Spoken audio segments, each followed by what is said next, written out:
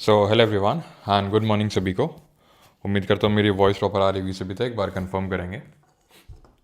And आज से हम लोग स्टार्ट करने वाले हैं हिस्ट्री। ऑलराइट।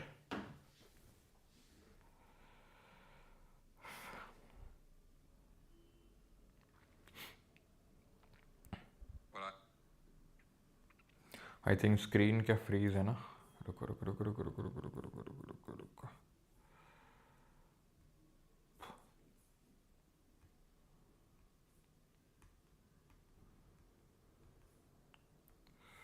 ओके ठीक है। Good morning.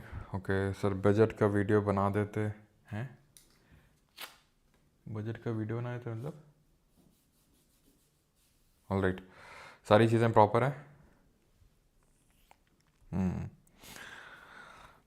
सर आशीर्वाद दीजिए IBPS RB क्लर्क में सिलेक्शन हो जाए। बिल्कुल आशीर्वाद है हमेशा, वो तुम्हें मांगने की ज़रूरत नहीं, वो हमेशा है। किया मास्टर, तुम इतना लेट काहे को करता है लाइव आने को? बेटे मैं तो रोज़ इसी टाइम पे आता हूँ, अब तुम जल्दी आ जाओ, उसमें मेरी क्या गलती। चलो तो शुरू करें। ओके या history here I come. Okay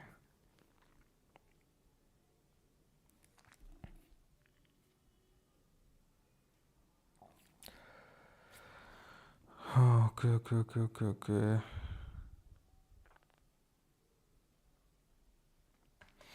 Avneesh कैसे चलेगा ऐसे? आर्टिकल 2 और 3 में कन्फ्यूजन करोगे तो। हाँ क्यों सर? ठंडी में कैसे नहाएं?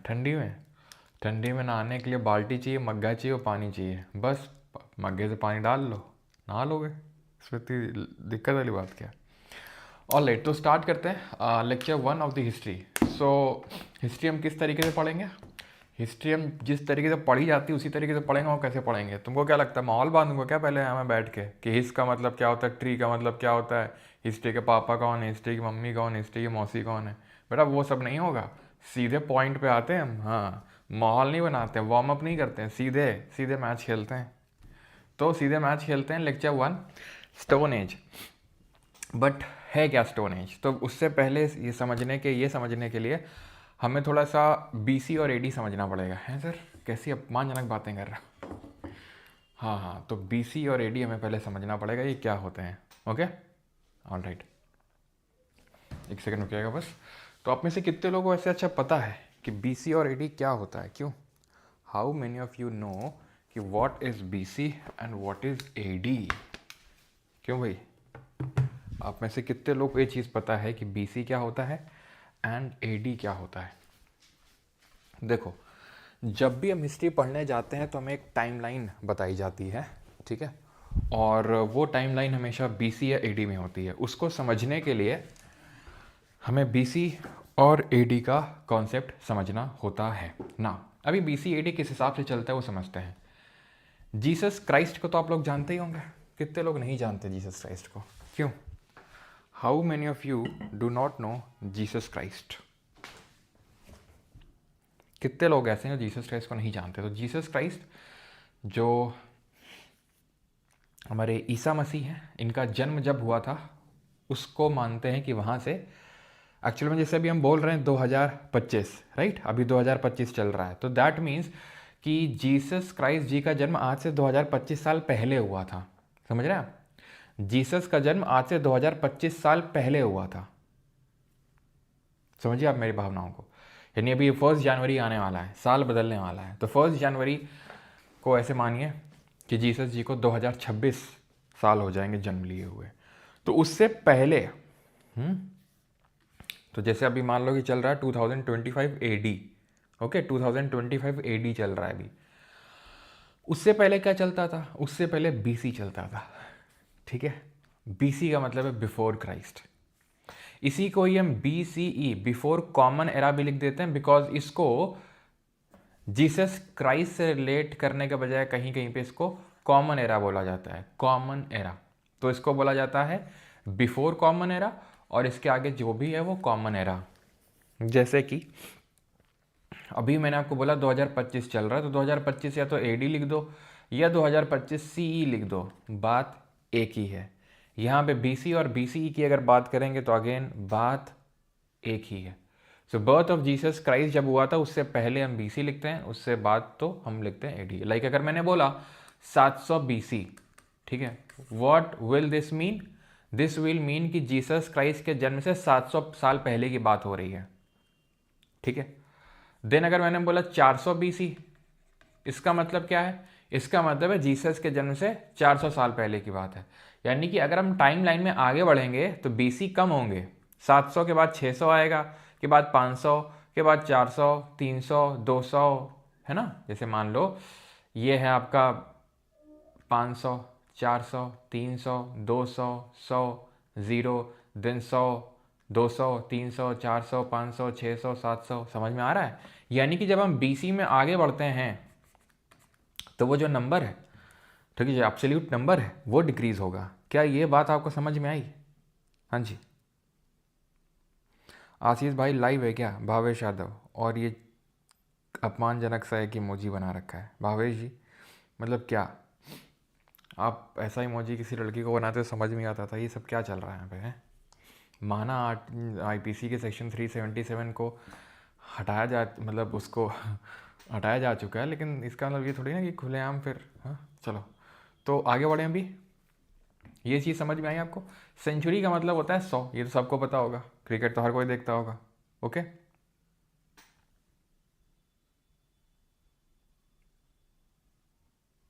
ओके, ठीक है। मेरा यस्सु यस्सु ये तो बढ़ रहा है। अरे कहाँ बढ़ रहा है भाई? 500 से 400 नहीं हो गया, 300 हो गया, 200 हो गया, 100 हो गया। ये अब ये बढ़ रहा है, ये AD है भाई मेरे भाई, ये AD है, ये AD है, कॉमन एरा। मैं BC की बात कर रहा हूँ, तुम AD में पहुँच गए। AD में तो बढ़ेगा ही, AD में तो कोई डाउट नहीं है। अब 2025 के बाद 26 आएगा, समझ रहे हो? 2025 के बाद 26, लेकिन 2026 BC के बाद 2025 BC आया होगा। तुम समझ पा रहे हो मैं क्या कहना चाह रहा हूँ? 2026 BC कभी रहा होगा, उसके बाद 2025 आया होगा, उसके बाद 2024, उल्टी गिनती हुई होगी वहां पे। ऑलराइट।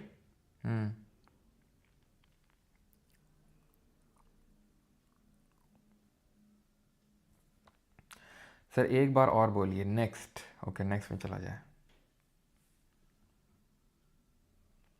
ऑलराइट, ठीक है। तो BC और AC का आप कॉन्सेप्ट आई होप समझ गए होगे कि BC का मतलब है कि जीसस क्राइस्ट से जन्म से पहले की बात कर रहे हैं, और AD या फिर एनो डोमिनियन इसको बोलते हैं। इसका मतलब है कि जिनके जन्म से बाद की बात हो रही है। एनो डोमिनियन ये बिफोर क्राइस्ट, ये एनो डोमिनियन, ठीक है।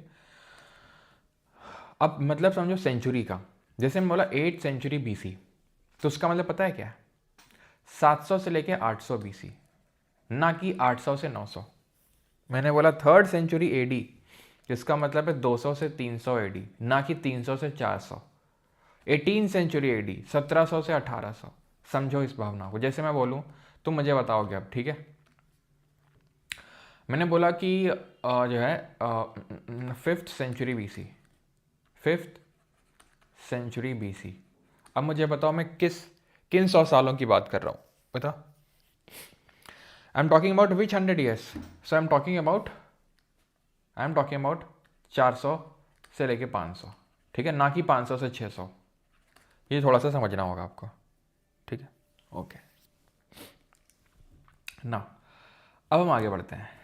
हिस्ट्री जो है वो 3 पार्ट्स में हमें पढ़नी होती है, एंशियंट, मिडाइवल और मॉडर्न, यानी प्राचीन इतिहास, मध्यकालीन इतिहास और आधुनिक भारत का इतिहास, ठीक है।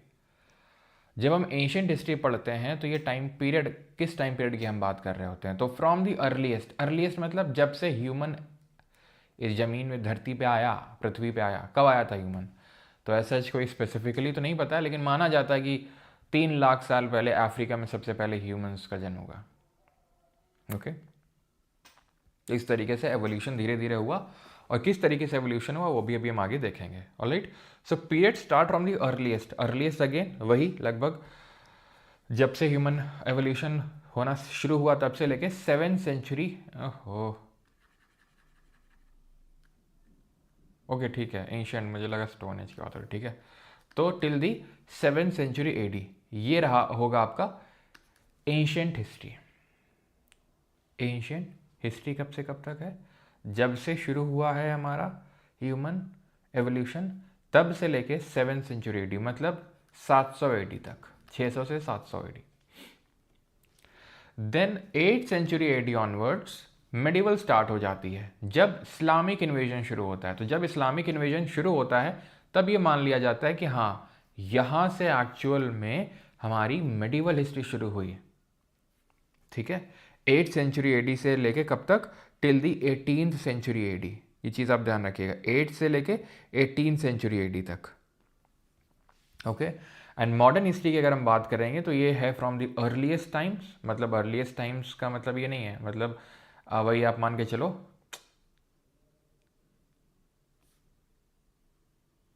अर्लीस्ट टाइम का मतलब है लेटेस्ट, अभी। ठीक है, 18th सेंचुरी ऐसा नहीं होगा, यहाँ से उल्टा लिखा हुआ है। ठीक है, यहाँ पे थोड़ा गलत लिखा हुआ है, from 18th century AD onwards till now, 18वीं शताब्दी से लेके अभी तक। ओके, तो 3 पार्ट में ये डिवीजन का काम किया था। ओके, क्लियर है यहां तक? यहां तक किसी कोई डाउट? फिर मत बोलना सर तेज हो गया थोड़ा। ओके, ऑलराइट, आगे बढ़ते हैं। अभी आगे बढ़े उससे पहले एक हिस्टोरियन था, उसके बारे में थोड़ी सी चर्चा कर लेते हैं, जिसका नाम था जेम्स मिल। इसका नाम क्या था? जेम्स मिल। ये जो जेम्स मिल था, इसने इंडियन हिस्ट्री को 3 पीरियड्स में डिवाइड किया था। Divided Indian history into 3 parts. ये 3 पार्ट्स क्या थे? हिंदू, मुस्लिम और ब्रिटिश। ठीक है, ब्रिटिश। इसने किताब लिखी थी history of British India, British Bharat का इतिहास, हिस्ट्री ऑफ ब्रिटिश इंडिया। और पता है, इसने कभी इंडिया विजिट भी नहीं किया था, कभी इसने विजिट भी नहीं किया था। और इसने हिस्ट्री ऑफ ब्रिटिश इंडिया, इसकी जो किताब थी 1817 में जो पब्लिश हुई थी 1817 में, उसमें इसने इंडियन हिस्ट्री को 3 भागों में विभाजित किया, जिसमें इसने हिंदू मुस्लिम का डिवीजन किया। हिंदू मतलब एंशियंट वाला, मुस्लिम मतलब मेडिवल वाला, ब्रिटिश मतलब भी मॉडर्न वाला। क्योंकि ब्रिटिशर्स का था ही वही हमेशा कि हिंदू मुस्लिम डिवाइड करो, रूल करो। ठीक है, तो इनके जो हिस्टोरियंस थे उन्होंने इसी हिसाब से हिस्ट्री भी लिखी। उन्होंने अपने हिसाब से जो उनकी समझ में आया इंडियन हिस्ट्री के बारे में, उसके बारे में उन्होंने इंडियन हिस्ट्री में लिखा। और उनकी उतनी समझ थी कि हिंदू पीरियड है, मुस्लिम पीरियड, जबकि ऐसा कुछ था नहीं। हाँ, उस टाइम पे एंशियंट में रूलर्स हिंदू रहे होंगे, मिडिवल पे इस्लामिक इन्वेजन हुए तो रूलर्स मुस्लिम हुए, तो उसने उस बेसिस पे इसको हिंदू, मुस्लिम और ब्रिटिश में डिवाइड कर दिया। ठीक है, लेकिन क्या है, हमें जो पढ़ना है वो इस हिसाब से पढ़ना है, एंशियंट, मिडाइवल और मॉडर्न। ऑलराइट ना, अब हम आगे आते हैं। ठीक है सर, इसमें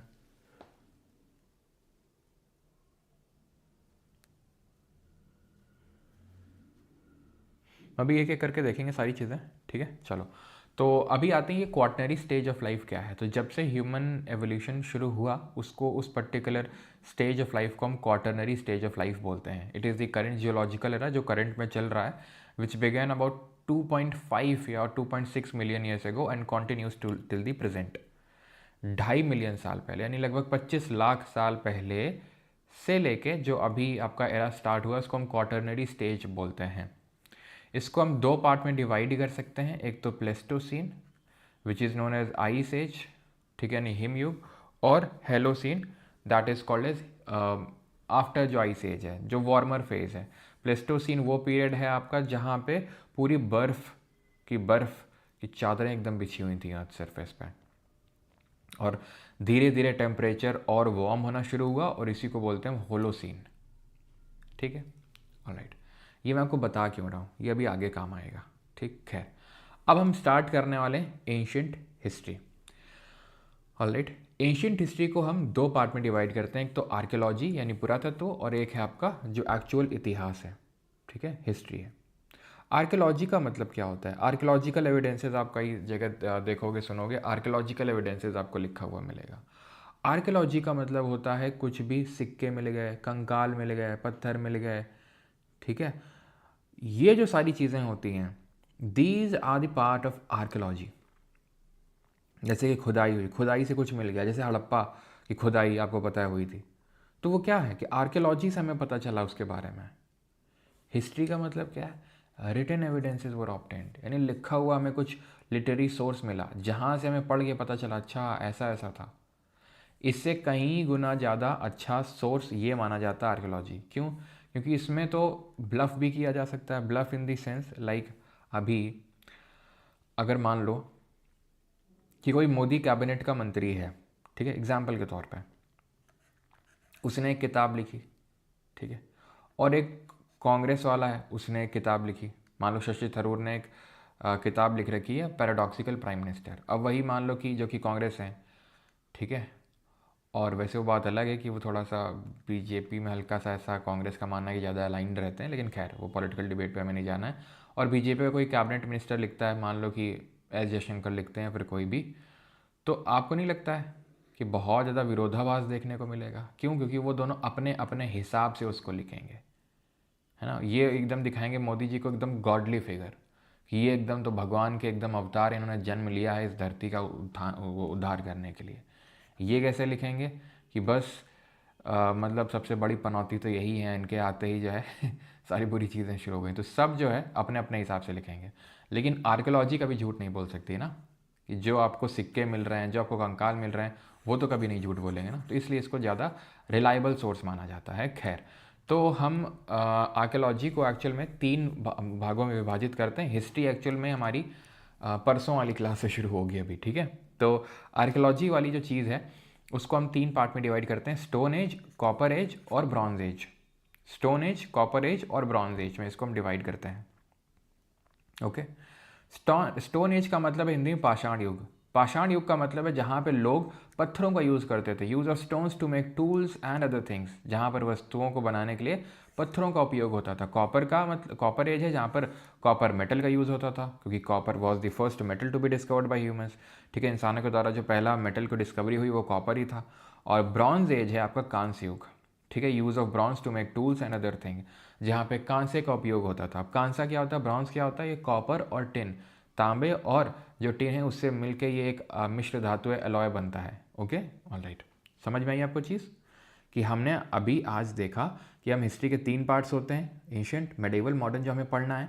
एंशियंट हमने शुरू किया, उसको हम आर्कियोलॉजी और हिस्ट्री में डिवाइड करते हैं। आर्कियोलॉजी मतलब पुरातत्व, कोई रिटन एविडेंस नहीं है कि कोई लिखा हुआ है हमें मिला है, लिखा हुआ अगर मिला भी है तो वो हम पढ़ नहीं पा रहे हैं, और क्योंकि हम नहीं पढ़ पा रहे हैं तो उसको हम बोल देते हैं प्रोटो हिस्ट्री। क्या बोल देते हैं? प्रोटो हिस्ट्री बोल देते हैं। आगे लिखा होगा, आई थिंक नहीं लिखा, कोई नहीं, इसको हम बोल देते हैं प्रोटो हिस्ट्री। जिसमें हमें कुछ लिखा हुआ ही नहीं मिला है उसको हम बोलते हैं प्री हिस्ट्री।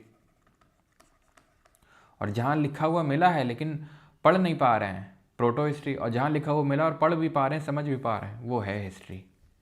क्योंकि समझ नहीं पा रहे हैं तो इसका मतलब है जो भी पता चल रहा है आर्कियोलॉजी से ही पता चल रहा है, तो इसको भी आर्कियोलॉजी में ही रखेंगे। तो ये समझ में आई आपको चीज़, स्टोन एज, कॉपर एज और ब्रॉन्ज एज। किसी को कोई आई थिंक प्रॉब्लम तो यहाँ तक नहीं होगी, राइट। सर थोड़ा स्लो पढ़ाओ, दिमाग ख़राब हो गया आपका? दिमाग नहीं आपका सही है, ठिकाने पे है आपका दिमाग बिल्कुल? अगर ऐसा लग रहा है आपको, ठीक है, कि नहीं दिमाग ठिकाने में है और फिर भी मैं फास्ट हूँ, तो नहा के आओ थोड़ा, है ना। दिमाग फास्ट काम करना चाहिए। कई बार ऐसा होता है कि हम में ही प्रॉब्लम होती है। सिंपल सा थंब रूल है कि अगर 90% को सब कुछ दिक्कत नहीं है, मुझे ही दिक्कत है, ठीक है, तो मतलब है कि मेरे साथ ही दिक्कत है फिर वो, ठीक है। अब इससे ज़्यादा स्लो मैं नहीं कर पाऊँगा, है ना। खैर, तो आगे बढ़ते हैं, स्टोन एज पे आते हैं। स्टोन एज आज का हमारा टॉपिक रहेगा, स्टोन एज और कॉपर एज। आज हम देखेंगे इसके बारे में, कल देखेंगे ये ब्रॉन्ज एज के बारे में, और परसों आई थिंक देखते हैं क्लास होती नहीं होती, परसों से हम स्टार्ट करेंगे हिस्ट्री अपनी। ओके, स्टोन एज पे आते हैं, पाषाण युग, जहाँ पे लोग स्टोन्स का यूज़ कर रहे थे, पत्थरों का इस्तेमाल कर रहे थे, पत्थर से चिंगारी उत्पन्न कर रहे थे ना। पत्थर तुमने कभी किया ये? पत्थर में पत्थर, खासकर रेलवे ट्रैक पे जाके पत्थर में पत्थर मार रहे हैं, चिंगारी बना रहे हैं, पूरा रेलवे ट्रैक में ऐसे घूम रहे हैं। क्यों घूम रहे हैं पता नहीं, खेत में जा रहे हैं, बेर तोड़ रहे हैं, क्यों जा रहे हैं पता नहीं, कच्चे चने तोड़ रहे हैं, क्यों तोड़ रहे हैं पता नहीं, एकदम मज़े ही मज़े हैं जीवन के पूरे। किया तुमने ये? नहीं नहीं, तुमने किया ये गाँव में? नहीं किया तो फिर तुम्हारा बचपन तो फिर खैर। स्टोन एज पे आते हैं। तो पाषाण युग जो है इसको 3 पार्ट्स में डिवाइड करते हैं, पीलियोलिथिक, मीजोलिथिक और चाल्कोलिथिक। चाल्कोलिथिक, सॉरी, नियोलिथिक, ठीक है, नियोलिथिक, पीलियोलिथिक, मीजोलिथिक एंड नियोलिथिक, ठीक है। पीलियो का मतलब होता है, देखो लिथिक का मतलब होता है स्टोन, कहीं भी लिथ देखने को मिल जाए स्टोन। पीलियो का मतलब क्या है, ओल्ड। मीजो का मतलब क्या है, मिडिल। और नियो का मतलब क्या है, न्यू, ठीक। तो पीलियोलिथिक का मतलब है ओल्ड स्टोन एज। कब से शुरू हुई, जब से हमें पता चला, जब से हमें आर्कोलॉजिकल एविडेंस मिलने शुरू हुए, 5 लाख 3 लाख जब भी मानो, तब से लेके लगभग 10,000 BC तक। मीजोलिथिक लगभग वही 10,000 से लेके 7,000 BC। SSC considers this time period as 12,000 BC से 10,000 BC। क्यों, एसएससी को ऐसी क्या पड़ी है, देखो पड़ी से ऐसा है कि ये टाइम पीरियड कोई फिक्स नहीं है। जैसे फॉर एग्जांपल जैसे जैसे हम आगे बढ़ेंगे इसमें हिस्ट्री में, डेट्स बहुत स्पेसिफिक देख रहे हो। अभी हम कितने हजारों साल की बात करेंगे सिर्फ थोड़ी सी देर में, लेकिन जब तुम मॉडर्न में आओगे तो एक एक साल में इतने सारे इवेंट हुए होंगे। 19 मतलब एक ही तुम साल ले लो, कितने सारे इवेंट होंगे। जैसे 1919 ले लो, रॉलेट एक्ट पास हुआ, रॉलेट सत्याग्रह हुआ, जलियांवाला बाग हत्याकांड हुआ, खिलाफत आंदोलन लॉन्च हुआ। तो 1919 में इतने सारे इवेंट हुए। अब उसको 19 के 19 के 1919 नहीं, ये तो 1920 नहीं कर सकते हो, एक साल भी आगे नहीं बढ़ा सकते हो तुम, या कम कर सकते हो। स्पेसिफिक रहना पड़ेगा तुमको, ठीक है। अगर तुमने बोलिया जलियांवाला बाग हत्याकांड 1920 में हुआ था, गलत हो गया। लेकिन यहाँ पे ऐसा specific water tight kind of नहीं है, ठीक है, स्ट्रिक्ट एकदम टाइमलाइंस नहीं है कि नहीं 10,000 से तुमने अगर 9,000 बोल दिया तो ये गलत हो जाएगा उत्तर तुम्हारा, समझ रहे हो। तो एक रफ आइडिया होना चाहिए कि 10,000 तक पीलियोलिथिक, फिर उसके बाद मीजो शुरू हुआ, 7,000 से लेकर 1,000 तक नियोलिथिक, न्यू स्टोन एज। यानी कि मीजोलिथिक एक ट्रांजिशन के तौर पे है, पीलियो यानी ओल्ड और नियो यानी न्यू के बीच में एक ट्रांजिशन के तौर पे ऐड कर रहा है मीजोलिथिक, ऑलराइट। अब हमने डिफ्रेंशिएट कैसे किया होगा कि ये ओल्ड स्टोन एज वाले हैं, ये मिडिल स्टोन एज वाले हैं, ये न्यू स्टोन एज वाले हैं। तो बस देखते हैं उसी के बारे में, आते हैं पीलियो यानी ओल्ड स्टोन एज पे। यहाँ पे इस पीरियड में there was a use of slightly bigger stones, बड़े बड़े पत्थर इस्तेमाल किए जाते थे यहाँ पे। इस पूरे पीलियोलिथिक को हम 3 पार्ट में डिवाइड करते हैं, लोअर या अर्ली, मिडिल और अपर। लोअर, मिडिल और अपर, लोअर, मिडिल और अपर। नीचे से शुरू करेंगे, बीच में आएंगे, देन ऊपर। तो लोअर है मतलब वही 5 लाख से लेकर लगभग 50,000 BC, ये 50,000 से लेकर 40,000, ये 40,000 से 10,000 BC, ठीक। साइट्स क्या है, कहाँ कहाँ से हमें पीलियोलिथिक के एविडेंसेस मिले, आर्कोलॉजिकल एविडेंसेस मिले हैं। तो सोन वैली है पंजाब में, जो पाकिस्तान वाला पंजाब है वहाँ पर। बेलन वैली है यूपी में, वहाँ से मिले। कुछ रॉक शेल्टर, रॉक शेल्टर मतलब, रॉक शेल्टर का मतलब है जहाँ पे लोग रहते थे, शेल्टर का मतलब होता है घर। तो रॉक्स में ये लोग क्या करते थे, रॉक्स को फोड़ फोड़ के रॉक्स के अंदर, चट्टानों के अंदर ये लोग रहते थे, ठीक है। बेलन वैली कहाँ पड़ती है, बेलन वैली ध्यान रखना मिर्ज़ापुर में पड़ती है आपकी ये। और आप में से काफ़ी लोग ये था कि सर जो भी एक्स्ट्रा होता है फैटमैन में या फिर कुछ करेक्शन अगर होता है तो आप उसको वहीं पे मार्क करवा दिया करो, हमारे लिए दिक्कत होती है। तो आज से मैं मार्क करवाता चलूँगा, ठीक है। अभी आप खुद से करते चल सकते हैं या फिर नहीं भी करना है तो कोई दिक्कत नहीं, मैं लास्ट में करवा दूँगा आपको, ठीक है, सेशन के लास्ट में। खैर, डिडवाना राजस्थान में, हुंसगी कर्नाटक में है, ठीक है। पहलगाम कश्मीर में और पटने महाराष्ट्र में। यहाँ से सबसे पहले हमें शुतुरमुर्ग यानी ऑस्ट्रिच के एविडेंसेस मिलते हैं। किसके एविडेंस मिलते हैं, ऑस्ट्रिच के, शुतुरमुर्ग के। कहाँ से, पटने महाराष्ट्र से। तो यहाँ से हमें आर्कोलॉजिकल एविडेंसेस मिलते हैं। आर्कोलॉजिकल एविडेंसेस में जैसे कि कुछ पत्थर मिल रहे हैं केव के अंदर, रॉक शेल्टर के अंदर, तो वो एविडेंसेस हैं। देन मिडिल में आते हैं। तो मिडिल में क्या है कि ये लोग थोड़ा फ्लेक टेक्नोलॉजी का यूज़ करने लगे थे। ये कौन सी टेक्नोलॉजी है, फ्लेक टेक्नोलॉजी। तो फ्लेक है जहाँ पर पत्थर को थोड़ा सा कुछ तो तराश दिया, थोड़ा सा तोड़ दिया, हल्का सा एजी बना दिया, थोड़ा सा शार्प बना दिया उसको, ये होती है फ्लेक टेक्नोलॉजी। जहाँ पर पत्थर को थोड़ा सा, 2 पत्थर मार के थोड़ा सा पत्थर काट दिया तो उससे क्या, थोड़ा सा शार्प हो गया वो पत्थर, तो फर्दर और प्रिसाइज चीज़ों में यूज़ किया जा सकता है। इट इज़ लाइक सेइंग कि भाई जैसे पहले ज़माना था किसका, पहले ज़माना था कीपैड का, ठीक है। फिर आए स्मार्टफोन्स, ठीक है, स्मार्टफोन आए, और आज ज़माना है एआई का। ठीक है, अब कल को मान लो हमारे जो टाइम पीरियड है उसको अगर क्लासीफाई किया जाएगा आज से 2003, 5, 10 जितना भी 1000 साल बाद किया जाए, तो कुछ आपको नहीं लगता इसी तरीके से कि कीपैड का जो ज़माना था वो 1990 से लेके 2000 तक था, ठीक है। फिर 2000 में जन्म हुआ स्मार्टफोन का, वो चले आपके 2020 तक। फिर 2020 या 22 ऑनवर्ड्स एआई का ज़माना स्टार्ट हुआ। हाँ, old stone age, middle stone as, new stone as, तो वही है ये, वही है ये, ठीक है। तो यहाँ पर अब क्या है कि यूज़ पत्थर ही हो रहा है। लेकिन वहाँ पर काइंड ऑफ थोड़ी सी टेक्नोलॉजी आ गई कि दो पत्थर मार के उन्होंने थोड़ा सा उसको पॉइंटेड या फिर एजी बना लिया, ठीक है। मेन जो इन लोगों का ऑक्यूपेशन था पूरे पीलियोलिथिक का, याद करना है, सब मिडिल का स्पेसिफिक नहीं है, that was hunting and food gathering. Hunt करते थे, मारते थे, किसको मारते थे? जानवरों के। तुमने वो देखा है कि advertise, wow wow wow wow दद्दू देखा तुमने मेंटोस का? क्यों, कितने लोगों ने देखा है? लगाना चाहिए था मुझे यार, खैर।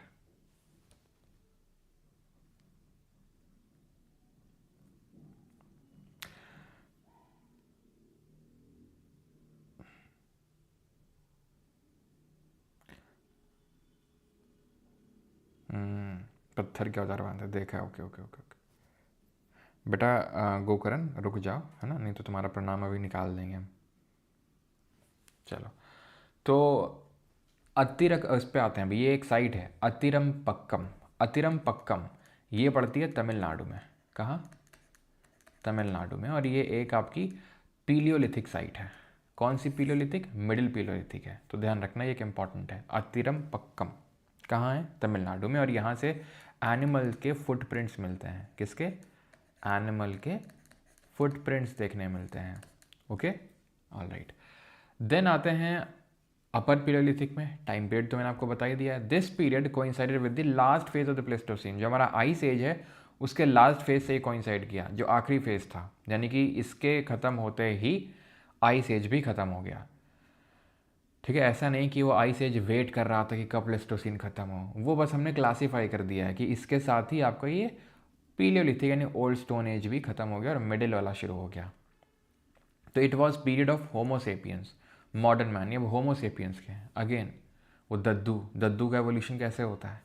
तो इसी तरीके से उसमें यही दिखाया गया ना कि दद्दू का एवोल्यूशन होगा। दद्दू मतलब दद्दू, हाँ ऐसा ही कुछ तो था, मतलब हाँ, अच्छा, दद्दू का एवोल्यूशन नहीं हुआ था उसमें। तो ये है पहला ह्यूमन ऑस्ट्रोपिथिकस। इस तरीके से थे पहले बेटा, तुम ये समझ लो, हमारे पूर्वज इस तरीके से थे। फिर ये होमो हैबिलिस बने, इस तरीके से हुए ये, ठीक है, यानी बंदर से ये थोड़ा होमो हैबिलिस बने। देन ये होमो इरेक्टस बने, ठीक है, देख रहा हो ऐसी तुम्हारी शक्ल रहा करती होगी है तुम्हारी और तुम्हें आज लगाने क्रीम पाउडर, क्यों? होमो नेदरलैंडिस आया इसमें इसके बाद, ठीक है। एंड इसके बाद ये है हमारे current form of humans, homo sapiens. अब धीरे धीरे ह्यूमंस आपको नहीं लगता और इवॉल्व होंगे, और हमें लगता है अगले ह्यूमंस ऐसे होंगे, देखो ऐसे, उनकी मुंडी कुछ ऐसे होगी। इनका क्या नाम रखोगे? फ़ोन चलाए चलाए तुमको नहीं लगता ये गर्दन इस तरीके से हो जाएगी? भाई मजाक वाली बात नहीं है, हो जाएगा कुछ सालों बाद। फ़ोन चलाए चलाए लोगों की गर्दन ऐसी हो जाएगी। ये क्या होंगे? होमो क्या होंगे? इनको क्या बोलोगे तुम, बता? फ़ोन चलाए चलाए अगर हो गया तो क्या नाम दोगे इनको तुम? खैर, अब ये जो है हमारा दैट इज़ अपर पिलोलिथिक। अपर पिलोलिथिक की अगर बात करें तो यहाँ से हमें देखने को मिलती है पेंटिंग्स शुरू हो जाती हैं। क्या मिलना शुरू हो जाती हैं? पेंटिंग्स। क्यों ऐसा है? पेंटिंग्स मिलना इसलिए शुरू हो जाती हैं क्योंकि बॉडी तो मस्त है सर, लंबाड़ी, ओके। होमो फोनोसेपियन, अच्छा अच्छा अच्छा, जुकियंस, हाँ ये सही है, फोनोसेपियंस। तो ये हो जाएंगे आपके फोनोसेपियंस, ओके। हाँ, खैर, होमोफोनियन, होम हाँ ये भी है, होमोफोन्स भी सही है, होमोफोन्स। खैर, होमोफोन्स तो इंग्लिश में आप पढ़ते हो ना, सिमिलर साउंडिंग वर्ड्स। खैर, तो पेंटिंग मिलना शुरू हो गई कहाँ से? अपर पीलियोलिथिक से। ऐसा क्यों हुआ? अब जैसे मान लो कि तुम हो, ठीक है, तुम्हारे पास, अब जैसे तुम्हारे पास अगर खाने पीने को ना होता तो तुम मेरी लेक्चर देख रहे होते बैठ के, तुम एसएससी की प्रिपरेशन कर रहे होते बैठ के, नहीं, तुम पहले खाने पीने का जुगाड़ करते, सर वही तो कर रहे हैं। नहीं नहीं, वो नहीं कर रहे हो तुम, वो है तुम्हारे पास अभी, रोटी पानी सब कुछ, उसी कोई दिक्कत नहीं है। अगर वो ना होता तो तुम उसका जुगाड़ कर रहे होते, सिंपल सी बात है ना, उसी का जुगाड़ कर रहे होते। अब जैसे मान लो तुम्हारी नौकरी लग जाएगा, तुम थोड़ी ना पढ़ोगे, ऐसी तैसी कराएं सर अपनी, हम कुछ और देखेंगे, अब मज़े करेंगे ज़िंदगी के।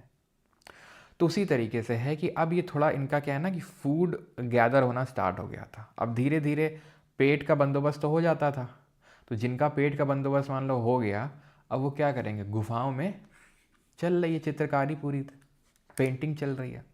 तो पेंटिंग यहाँ से शुरू होती है। इसकी सबसे पहले जो डिस्कवरी है वो आर्कीबाल्ड कैम्बल को हटा के यहाँ पर कर लेना कार्लाइल, ठीक है। कहीं कहीं कैम्बल होता है लेकिन कार्लाइल आप याद करना, कार्लाइल ज़्यादा जगह पर एक्सेप्ट होता है। तो आर्कीबाल्ड कार्लाइल ध्यान रखना, इन्होंने सबसे पहले डिस्कवर किया था 1867 में, ठीक है, 1867-68 में।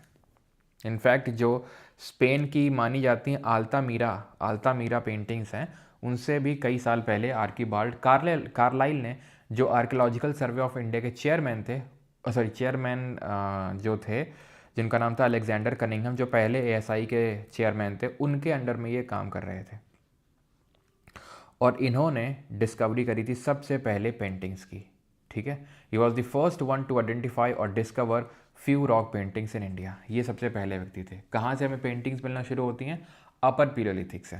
ऑलराइट, यहाँ पर मैप पे आप एक बार देखेंगे सारी जो हमारी पीलियोलिथिक साइट्स हैं उनको।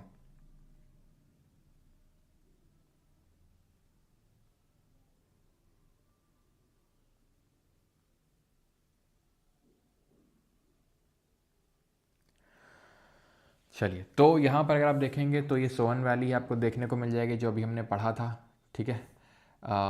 यहाँ पर जो आपको दिख रहा है ये अतिरम पक्कम है वही, ठीक है, जो हमने पढ़ा था कि मिडिल पीलियोलिथिक में था, जहाँ पर फ्लेक टेक्नोलॉजी का यूज़ हुआ था, ठीक है। खैर आगे बढ़ते हैं, ओके, आगे बढ़ा जाए। चलो, अब आते हैं फ्लेक टेक्नोलॉजी। तो मैंने बता दिया फ्लेक टेक्नोलॉजी क्या है। पेंटिंग्स को थोड़ा सा देख लेते हैं। भीमबेटका में भी हमें एक रॉक कट केव पेंटिंग मिली, ठीक है। जैसे कि इनको सबसे पहले मिली थी आर्कीबाल्ड कार्लाइल को, इनको जो मिली थी वो मिली थी सोहागी घाट में। सोहागी घाट कहाँ पड़ता है, ये पड़ता है यूपी में, ठीक है, उत्तर प्रदेश में। 1867-68 में इन्होंने डिस्कवर किया। लेकिन फादर ऑफ अगर इंडियन रॉक आर्ट बोलते हैं तो वो बोलते हैं कि इसको वीएस वाकांकर को। क्यों बोलते हैं, क्योंकि इन्होंने भीमबेटका की जो रॉक केव पेंटिंग्स है, जो कि आपको विंध्यन माउंटेन रेंज में देखने मिलती हैं, कहाँ पर, जो विंध्यन माउंटेन्स है वहाँ देखने मिलती हैं, उसकी डिस्कवरी इन्होंने करी थी 1957 में, ठीक है। अच्छा, इन रॉक जो पेंटिंग्स हैं इनमें क्या दिखाया जाता था और ये पेंटिंग बनाई किससे जाती थी, तो जनरली जानवर दिखाए जाते थे, इंसानों को नाचते हुए दिखाया जा रहा है, इंसानों को हंटिंग करते हुए दिखाया जा रहा है, या कोई फेस्टिवल सेलिब्रेट करते हुए दिखाया जा रहा है। अब नाचते हुए दिखाया जा रहा है तो माना जाता है कोई फेस्टिवल सेलिब्रेट कर रहे होंगे। और जनरली जो है इस तरीके से हाथ में हाथ पकड़ के, इस तरीके से हाथ में हाथ पकड़ के इस तरीके से झुंड में दिखाया जाता है कि ये लोग किस तरीके से डांस कर रहे हैं, ठीक है, ओके। तो इस तरीके से होता है कि भाई ये पेंट, और ये बनाई किससे जाती थी, तो जो पत्थर होता था उसी को पीस पीस के पाउडर बना के उससे बनाई जाती थी, ठीक है। कलर्स यूज़ होते थे यहाँ पर, वाइट जैसे लाइमस्टोन का शायद यूज़ किया जाता होगा, रेड, ग्रीन, ब्लैक, इन कलर्स का यूज़ होता था इनको बनाने के लिए, जिसमें कि डिफरेंट मैन, एनिमल्स और डिफरेंट जो जियोमेट्रिक पैटर्न्स हैं, इनफैक्ट जो डेली लाइफ है उसको भी धीरे धीरे दर्शाया गया पेंटिंग्स में, जो सबसे पहले कहाँ से शुरू होती हैं, अपर पीलियोलिथिक से, ठीक है। All right, all right. और ये एवोल्यूशन ऑफ मैन किस तरीके से हुआ यहाँ पर आप देख सकते हैं, वो तो अभी हम लोगों ने देखा है। ऑस्ट्रोपेथिकस से होमो हैबिलिस, देन इरेक्टस, नेदरलैंडिस और आपका होमोसेपियंस, जो मॉडर्न फॉर्म ऑफ ह्यूमंस हैं। अब फ्लेक टेक्नोलॉजी किस तरीके से होती है आप देख सकते हो, जहाँ पर पत्थर से पत्थर वो करके उसको थोड़ा सा पॉइंटेड बनाया जाता है। ये जो आप देख पा रहे हैं ये है लखुदियार की पेंटिंग। लखुदियार कहाँ पड़ता है, लखुदियार का मतलब होता है केव, 100 केव्स, ठीक है। लखुदियार का मतलब होता है, सॉरी 100 बोल रहा हूँ, 1 लाख, 1 लाख, ठीक है। लखुदियार का मतलब है 1 lakh caves, right, 1 lakh caves. तो लखुदियार आपको देखने को मिलेगा उत्तराखंड में, ठीक है। एक रिवर है जिसका नाम है सुयाल, ठीक है, सुयाल रिवर के पास में, ये ध्यान रखना। तो डायरेक्टली पूछ सकता है क्वेश्चन कि लखुदियार आपको केव पेंटिंग कहाँ देखने को मिलेगी, तो उत्तराखंड में आपको जो अल्मोड़ा डिस्ट्रिक्ट पड़ती है उसी के पास में, सुयाल रिवर के पास में ये, ठीक है। ऑलराइट, अभी आते हैं मीजोलिथिक में, that is middle stone as में। इसको लेट स्टोन एज भी बोला जाता है। ध्यान रखना, लेट स्टोन एज अलग है और न्यू स्टोन एज अलग है। न्यू आता है न्यूलिथिक में। वो अभी तक देख रहे थे ओल्ड स्टोन एज था, ये मिडिल है, मिडिल को ही लेट बोलते हैं। ठीक है, इसको हम माइक्रोलिथ पीरियड बोलते हैं। माइक्रोलिथ का मतलब क्या हुआ? माइक्रो का मतलब छोटा, लिथ का मतलब पत्थर। तो जहाँ पर छोटे पत्थर का इस्तेमाल किया जाता था उसको हमने बोला माइक्रोलिथ। तो आप देख सकते हैं पॉइंटेड भी है, फ्लेक टेक्नोलॉजी का भी यूज़ हुआ है, प्लस साइज़ काफ़ी छोटा हो गया। यानी कि जैसे फॉर एग्जांपल मीट काटने के जो, क्योंकि हंटिंग करते थे ना, अभी अब मैंने आपको बताया कि लोग हंटिंग करते थे, हंटिंग एंड गैदरिंग करते थे। ठीक, लिखवाया तभी हंटिंग एंड गैदरिंग करते थे। लेकिन जब मीजोलिथिक में आ गए तो ऐसा नहीं कि कुछ और नया करने, अभी भी हंटिंग ही कर रहे थे, एग्रीकल्चर अभी भी आया नहीं था, लेकिन हंटिंग और हर्डरस हो गए थे। ठीक है, Mesolithic humans were hunters and herders. वो कौन थे? हंटर और गैदरर थे। ये हंटर और हर्डर्स हैं, यानी मध्य पाषाण युग के मानव शिकारी और पशुपालक थे, हर्डर्स थे। एग्रीकल्चर अभी भी नहीं है। ठीक है, तो वो था आपका पूरा पाषाण, ये है मध्य पाषाण। पाषाण का मतलब stone. Domestication of animals began in this period. Domestication का मतलब है एनिमल्स को, यानी कि जानवरों को पालतू बना के रखना। तो इस काल में जानवरों का पालतूकरण शुरू हुआ, उनको पालतू बना के रखा गया। वार्मर क्लाइमेट, यानी क्लाइमेट वार्म हो चुका था, क्योंकि हमने देखा है कि जो अपर पैलियोलिथिक था that coincided with the last phase of the Pleistocene. तो प्लेस्टोसीन के बाद, आइस एज के बाद वार्मर फेज आएगा, और इसकी वजह से increase in flora and fauna हुआ। फ्लोरा का मतलब होता है पेड़ पौधे, और फौना का मतलब होता है एनिमल्स, जानवर। आई थिंक पता होगा आप में से काफ़ी लोगों को। जोग्राफिकल डिस्ट्रीब्यूशन क्या रहा? तो लंगनाज यूपी, लंगनाज जो उत्तर प्रदेश में पड़ता, सॉरी उत्तर प्रदेश नहीं भाई, गुजरात में पड़ता है ये। ठीक है, गुजरात में, इसको करेक्ट कर लेना। ठीक है, लंगनाज गुजरात में देखने को मिलेगा, महसाना गुजरात में।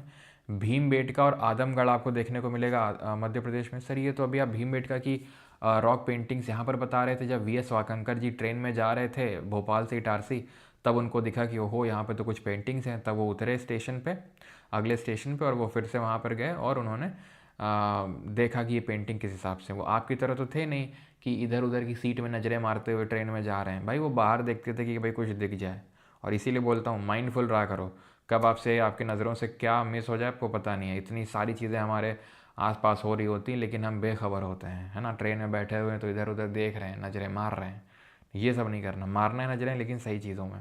कि भाई जैसे पेंटिंग्स हैं तो वो दिख गई, तो उन्होंने वी एस वाकंकर जी ने देखो पेंटिंग्स डिस्कवर कर ली, और आज उनका हम नाम पढ़ रहे हैं। ठीक है, लेकिन आप पे कौन पढ़ेगा? कोई नहीं। क्यों? क्योंकि आपको तो खैर अब क्या ही बोलूँ मैं, आप ही जानते होगे। ठीक है, तो भीमबेटका ऐसा नहीं है कि वो सिर्फ वहीं तक एसोसिएटेड हैं और आगे नहीं देखने को मिली। यहाँ पर हमें पूरा पाषाण के लोग भी देखने को मिले, मध्य पाषाण के भी देखने को मिले, इनफैक्ट नव पाषाण के भी देखने को मिले। ठीक है, अच्छा आप भी बाहर ही देखते हो। Okay okay okay okay. Sir बीच वाला को लंगड़ा बना दी, किसको? अच्छा उसको। चलो ठीक, ठीक है भाई, वो सीडी है क्या तुमको?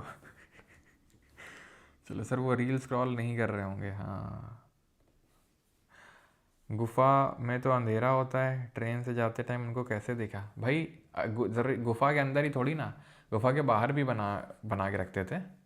और ऐसा बना के रखते थे लोग, ऊपर बना के रखते थे, ऐसा नीचे नहीं कि वो दूर से दिखे। हाँ ठीक है, अगर आप कभी जाओ देखोगे तो वो ऊपर जहाँ पर लोग रहते थे उसके ऊपर बनाते थे, एकदम ऊपर, ताकि वो दूर से दिखें। ठीक है, खैर। तो चौपानी मांड, ठीक है, ये आपका उत्तर प्रदेश में पड़ता है, नियर बेलन वैली। बेलन वैली आपकी यूपी में ही है, उत्तर प्रदेश में। एंड इनफैक्ट बेलन वैली आपको पीलियोलिथिक में भी देखने को मिलेगी। ये एक ऐसी साइट है जहाँ जिसमें आपको तीनों फेज देखने को मिलेंगे, पीलियो भी, मीज़ो भी और नियो भी। ठीक है, बागोर हो गया राजस्थान में। अब बागोर से ही सबसे पहले हमें earliest evidence of domestication of animals देखने को मिलता है, बागोर राजस्थान से। ठीक है, बागोर राजस्थान से ही सबसे पहले हमें एविडेंसेस मिलते हैं, किसके? डोमेस्टिकेशन ऑफ एनिमल्स के। ठीक है, संगनाकल्लू कर्नाटक में और टूटीकॉर्न आपका सदर्न तमिलनाडु में है। तो यहाँ पर आप देख सकते हैं, ओके, जो भी साइट्स हैं। ओके, जैसे यहाँ पर लंगनाज है गुजरात में। ठीक है, देन बागोर है राजस्थान में, largest microlith site in India. ध्यान रखना, this is the largest microlith site in India, सबसे बड़ी माइक्रोलिथ साइट है ये, बागोर राजस्थान में पड़ती है। ओके, देन अगर आप आएंगे तो यहाँ पर भीमबेटका देखने को मिलेगी, जो रॉक पेंटिंग्स है। भीमबेटका इज़ मतलब भोपाल के बहुत पास में ही है। अगर आप भीमबेटका जाओ, मतलब भीमबेटका अगर आप भोपाल के साउथ में, लगभग 40-45 किलोमीटर साउथ में पड़ता है भोपाल, जो कैपिटल सिटी है यहाँ की। ठीक है,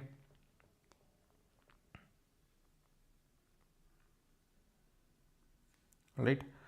चलो, तो ये चीज़ हो गई। आदमगढ़ भी आपका यहीं पर पड़ता है। ये बाघोर है। सर आप तो बोल रहे थे बाघोर राजस्थान है। बाघोर राजस्थान में, बाघोर यहाँ पे है। कहाँ पे? यहाँ पे एमपी में, ठीक है। बाघोर कहाँ पर है? एमपी में है, ये चीज़ ध्यान रखिएगा। बागोर है राजस्थान में, ठीक है। लेकिन अगर बाघोर की बात करेगा तो वो कहाँ पर है? एमपी में है, मध्य प्रदेश में, ठीक है। ऑल राइट, आगे बढ़ें अभी। देन यहाँ पर आप देखेंगे that is Sanganakallu. I think ये मैंने आपको बता दिया है। अब आगे बढ़ते हैं और देखते हैं नियोलिथिक पीरियड पे, न्यू स्टोन एज पे। अब जब हमने देखा कि ये पत्थर छोटे हो गए हैं तो उसको हमने बोल दिया माइक्रोलिथ।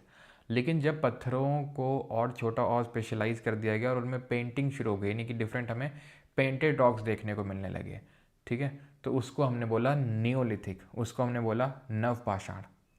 उसको हमने क्या बोला? नवपाषाण, नियोलिथिक। यहाँ पर पॉलिश स्टोन यूज़ हुए और टाइम पीरियड तो हमें पता ही है 7000 से लेकर लगभग 1000 BC। देवर फूड प्रोड्यूसर्स, यानी अब यहाँ से एग्रीकल्चर स्टार्ट हो चुका था। यहाँ से एग्रीकल्चर स्टार्ट हो चुका था।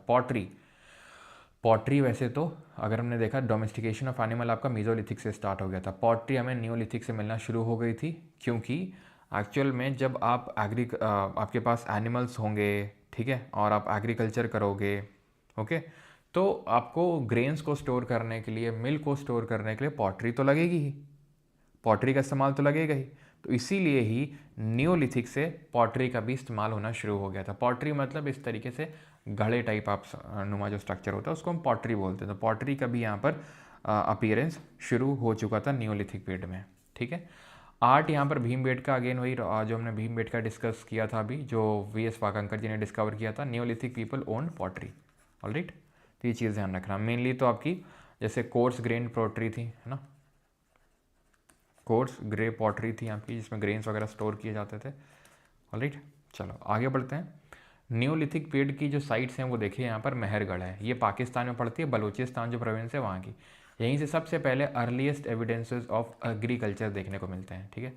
अर्लीस्ट एविडेंस ऑफ एग्रीकल्चर, हमें इंडियन सब कॉन्टिनेंट में सबसे पहले एग्रीकल्चर के एविडेंस मेहरगढ़ से मिलते हैं, जो कि बलूचिस्तान में पड़ता है, पाकिस्तान में। कश्मीर घाटी में बुरजा होम है और गुफकराल है। बुरजा होम और गुफकराल। बुरजा होम का मतलब है प्लेस ऑफ बर्च, बर्च एक तरीके का ट्री होता है, और गुफकराल का मतलब होता है केव ऑफ पॉटर, ठीक है, केव ऑफ पॉटर्स। बुरजा होम की अगर बात करेंगे तो ये इट इज़ लगभग 16, कहीं कहीं 20 पे आपको देखने को मिलेगा, 20 kilometre to the west of Srinagar. यहाँ पर हमें देखने को मिला कि जो डोमेस्टिक डॉग्स हैं दे वर बरीड विद देयर मास्टर्स, उनको उनके मास्टर्स के साथ बरी किया गया है, यानी कि जो कुत्ता है और जो कुत्ते का मास्टर है उन दोनों को साथ में ही दफनाया गया है। People lived on lake side in pits, यानी कि ये गड्ढों में रहते थे यहाँ पर लोग, ठीक है, पिट्स में रहते थे। मेहरगढ़ में क्या था? मेहरगढ़ में लोग दीवार खड़ी करके रहते थे, भले वो बेक्ड ब्रिक्स की नहीं होती थी, पकी हुई ईंटों की नहीं होती थी, कच्ची होती थी, लेकिन वो दीवार ऐसा बना के रहते थे। लेकिन ये क्या थे? ये गड्ढा खोद दिए उसके अंदर रहते थे, लेक के किनारे रहते थे, झील के किनारे, सो दैट कि मछली वछली भी आराम से मिल सके। Tools made of bones found here, तो बोन्स के बने हुए यहाँ पर से हमें टूल्स मिले। टूल्स किसके बने हुए? बोन्स के, यानी कि हड्डियों के। सिर्फ यहीं से नहीं मिले हमें, जो बिहार में चिरान साइट है जो पटना के पास पड़ती है, यहाँ से भी हमें मिले, ठीक है, पटना के पास जो पड़ती है यहाँ से भी हमें देखने को मिले tools made of bones. Karnataka की कुछ साइट हैं जैसे संगना कल्लू, ब्रह्मगिरी, मस्की, पिकली हिल नहीं है। पिकली हिल आपका आंध्र प्रदेश में आएगा, ध्यान रखना, ठीक है। पिकली हिल इज़ इन दी आंध्र प्रदेश। हल्लूर, जहाँ पर मिलेट कल्टीवेशन के लिए जाना जाता है। यहाँ पर एक नोट कर सकते हो, अगर नोट करना है इसकी जगह, कोड़ेकल। कोड़ेकल है कर्नाटक में। उत्तर प्रदेश में कोलदीवा है, जहाँ से सबसे पहले हमें राइस एविडेंस मिलता है, कोलदीवा, राइट। कोलदीवा से हमें सबसे पहले किसके एविडेंस मिलते हैं? राइस के एविडेंस मिलते हैं, चावल के एविडेंस मिलते हैं, ठीक है। तो ये चीज़ ध्यान रखना है, ओके। देन अगर बात करेंगे आंध्र प्रदेश में, तो भीम रिवर और कृष्णा और तुंगभद्रा के पास में हमें देखने को मिलेंगे जैसे बुद्दीहल, उटनूर, नागार्जुनकोंडा, पिकली हल, ये साइट है आपकी आंध्र प्रदेश में। तमिलनाडु में पय्यमपल्ली, ध्यान रखना, it is a important site. बेलन वैली कहाँ पर है? बेलन वैली जो कि उत्तर प्रदेश में, वहाँ पर कोलदीवा आपको देखने को मिलेगा, जहाँ राइस के अर्लीस्ट एविडेंस मिले। और महागरा, मेहरगढ़ अलग है जो पाकिस्तान में, ये है महागरा, जहाँ पर राइस के एविडेंस हमें देखने को मिले। गारो हिल्स मेघालय में भी हमें न्यूलिथिक साइट्स देखने को मिली। दाउजली हेडिंग जो कि आपका असम में पड़ता है, जहाँ से हमें जेडाइट स्टोन देखने को मिला। ये ध्यान रखना। और कैटल हुयुक जो कि टर्की में पड़ती है, it is considered as one of the first human proto city, यानी कि जो न्यू एज की, न्यू स्टोन एज की कोई सिटी अगर हम देखें तो वो कैटल हुयुक है, जो कि आपको टर्की, जो अभी तुर्की हो गया है, वहाँ पर देखने को मिलती है। ओके, ऑलराइट, आगे बढ़ते हैं। और ये नियोलिथिक साइट है, जैसे यहाँ पर आप देख सकते हैं बुर्जा होम गुफक्राल, जहाँ पर हमें टूल्स मेड ऑफ बोन्स देखने को मिलते हैं। लेक साइड पिट्स में लोग रह रहे हैं, मास्टर को बरी किया जा रहा है डॉग के साथ, या डॉग को बरी किया जा रहा है मास्टर के साथ। यहाँ सराई खोला है, सराई खोला आपको देखने को मिलेगा कहाँ पर, पंजाब में सराई खोला ही है, ठीक है, ये भी ध्यान रखिएगा। बाकी तो उटनूर है ये आंध्र प्रदेश में, यहीं पर आपको देखने को मिलेगा पय्यम पल्ली भी, ठीक है, पय्यम पल्ली भी देखने को मिलेगा। पिकली हल यहाँ पर आप देख सकते हैं, कुछ यहाँ पे दिखाया गया है, बॉर्डर में दिखाया गया है आंध्रा और कर्नाटक के, लेकिन ध्यान रखना it is in Andhra. Sanganakallu भी वहीं पे है, ठीक है। नीचे हल्लूर है, हल्लूर भी आपकी एक नियोलिथिक साइट है, हल्लूर भी नियोलिथिक साइट है जो कि कर्नाटक में देखने को मिलेगी। ब्रह्मगिरी भी कहाँ है, कर्नाटक में आपको देखने को मिलेगी। दाउजली हेडिंग कहाँ है, जहाँ से जेडाइट स्टोन मिला, दिस इज लोकेटेड इन दी असम, ठीक है, ये असम में लोकेटेड है आपकी। ऑलराइट, चिरांद आप देख सकते हैं, ये पटना में है, जो कि यहाँ से भी हमें बोन टूल्स देखने को मिले, जो कि हमें जैसे बुर्जा होम में देखने को मिले, वैसे ही हमें चिरांद में देखने को मिले, जो पटना के पास है।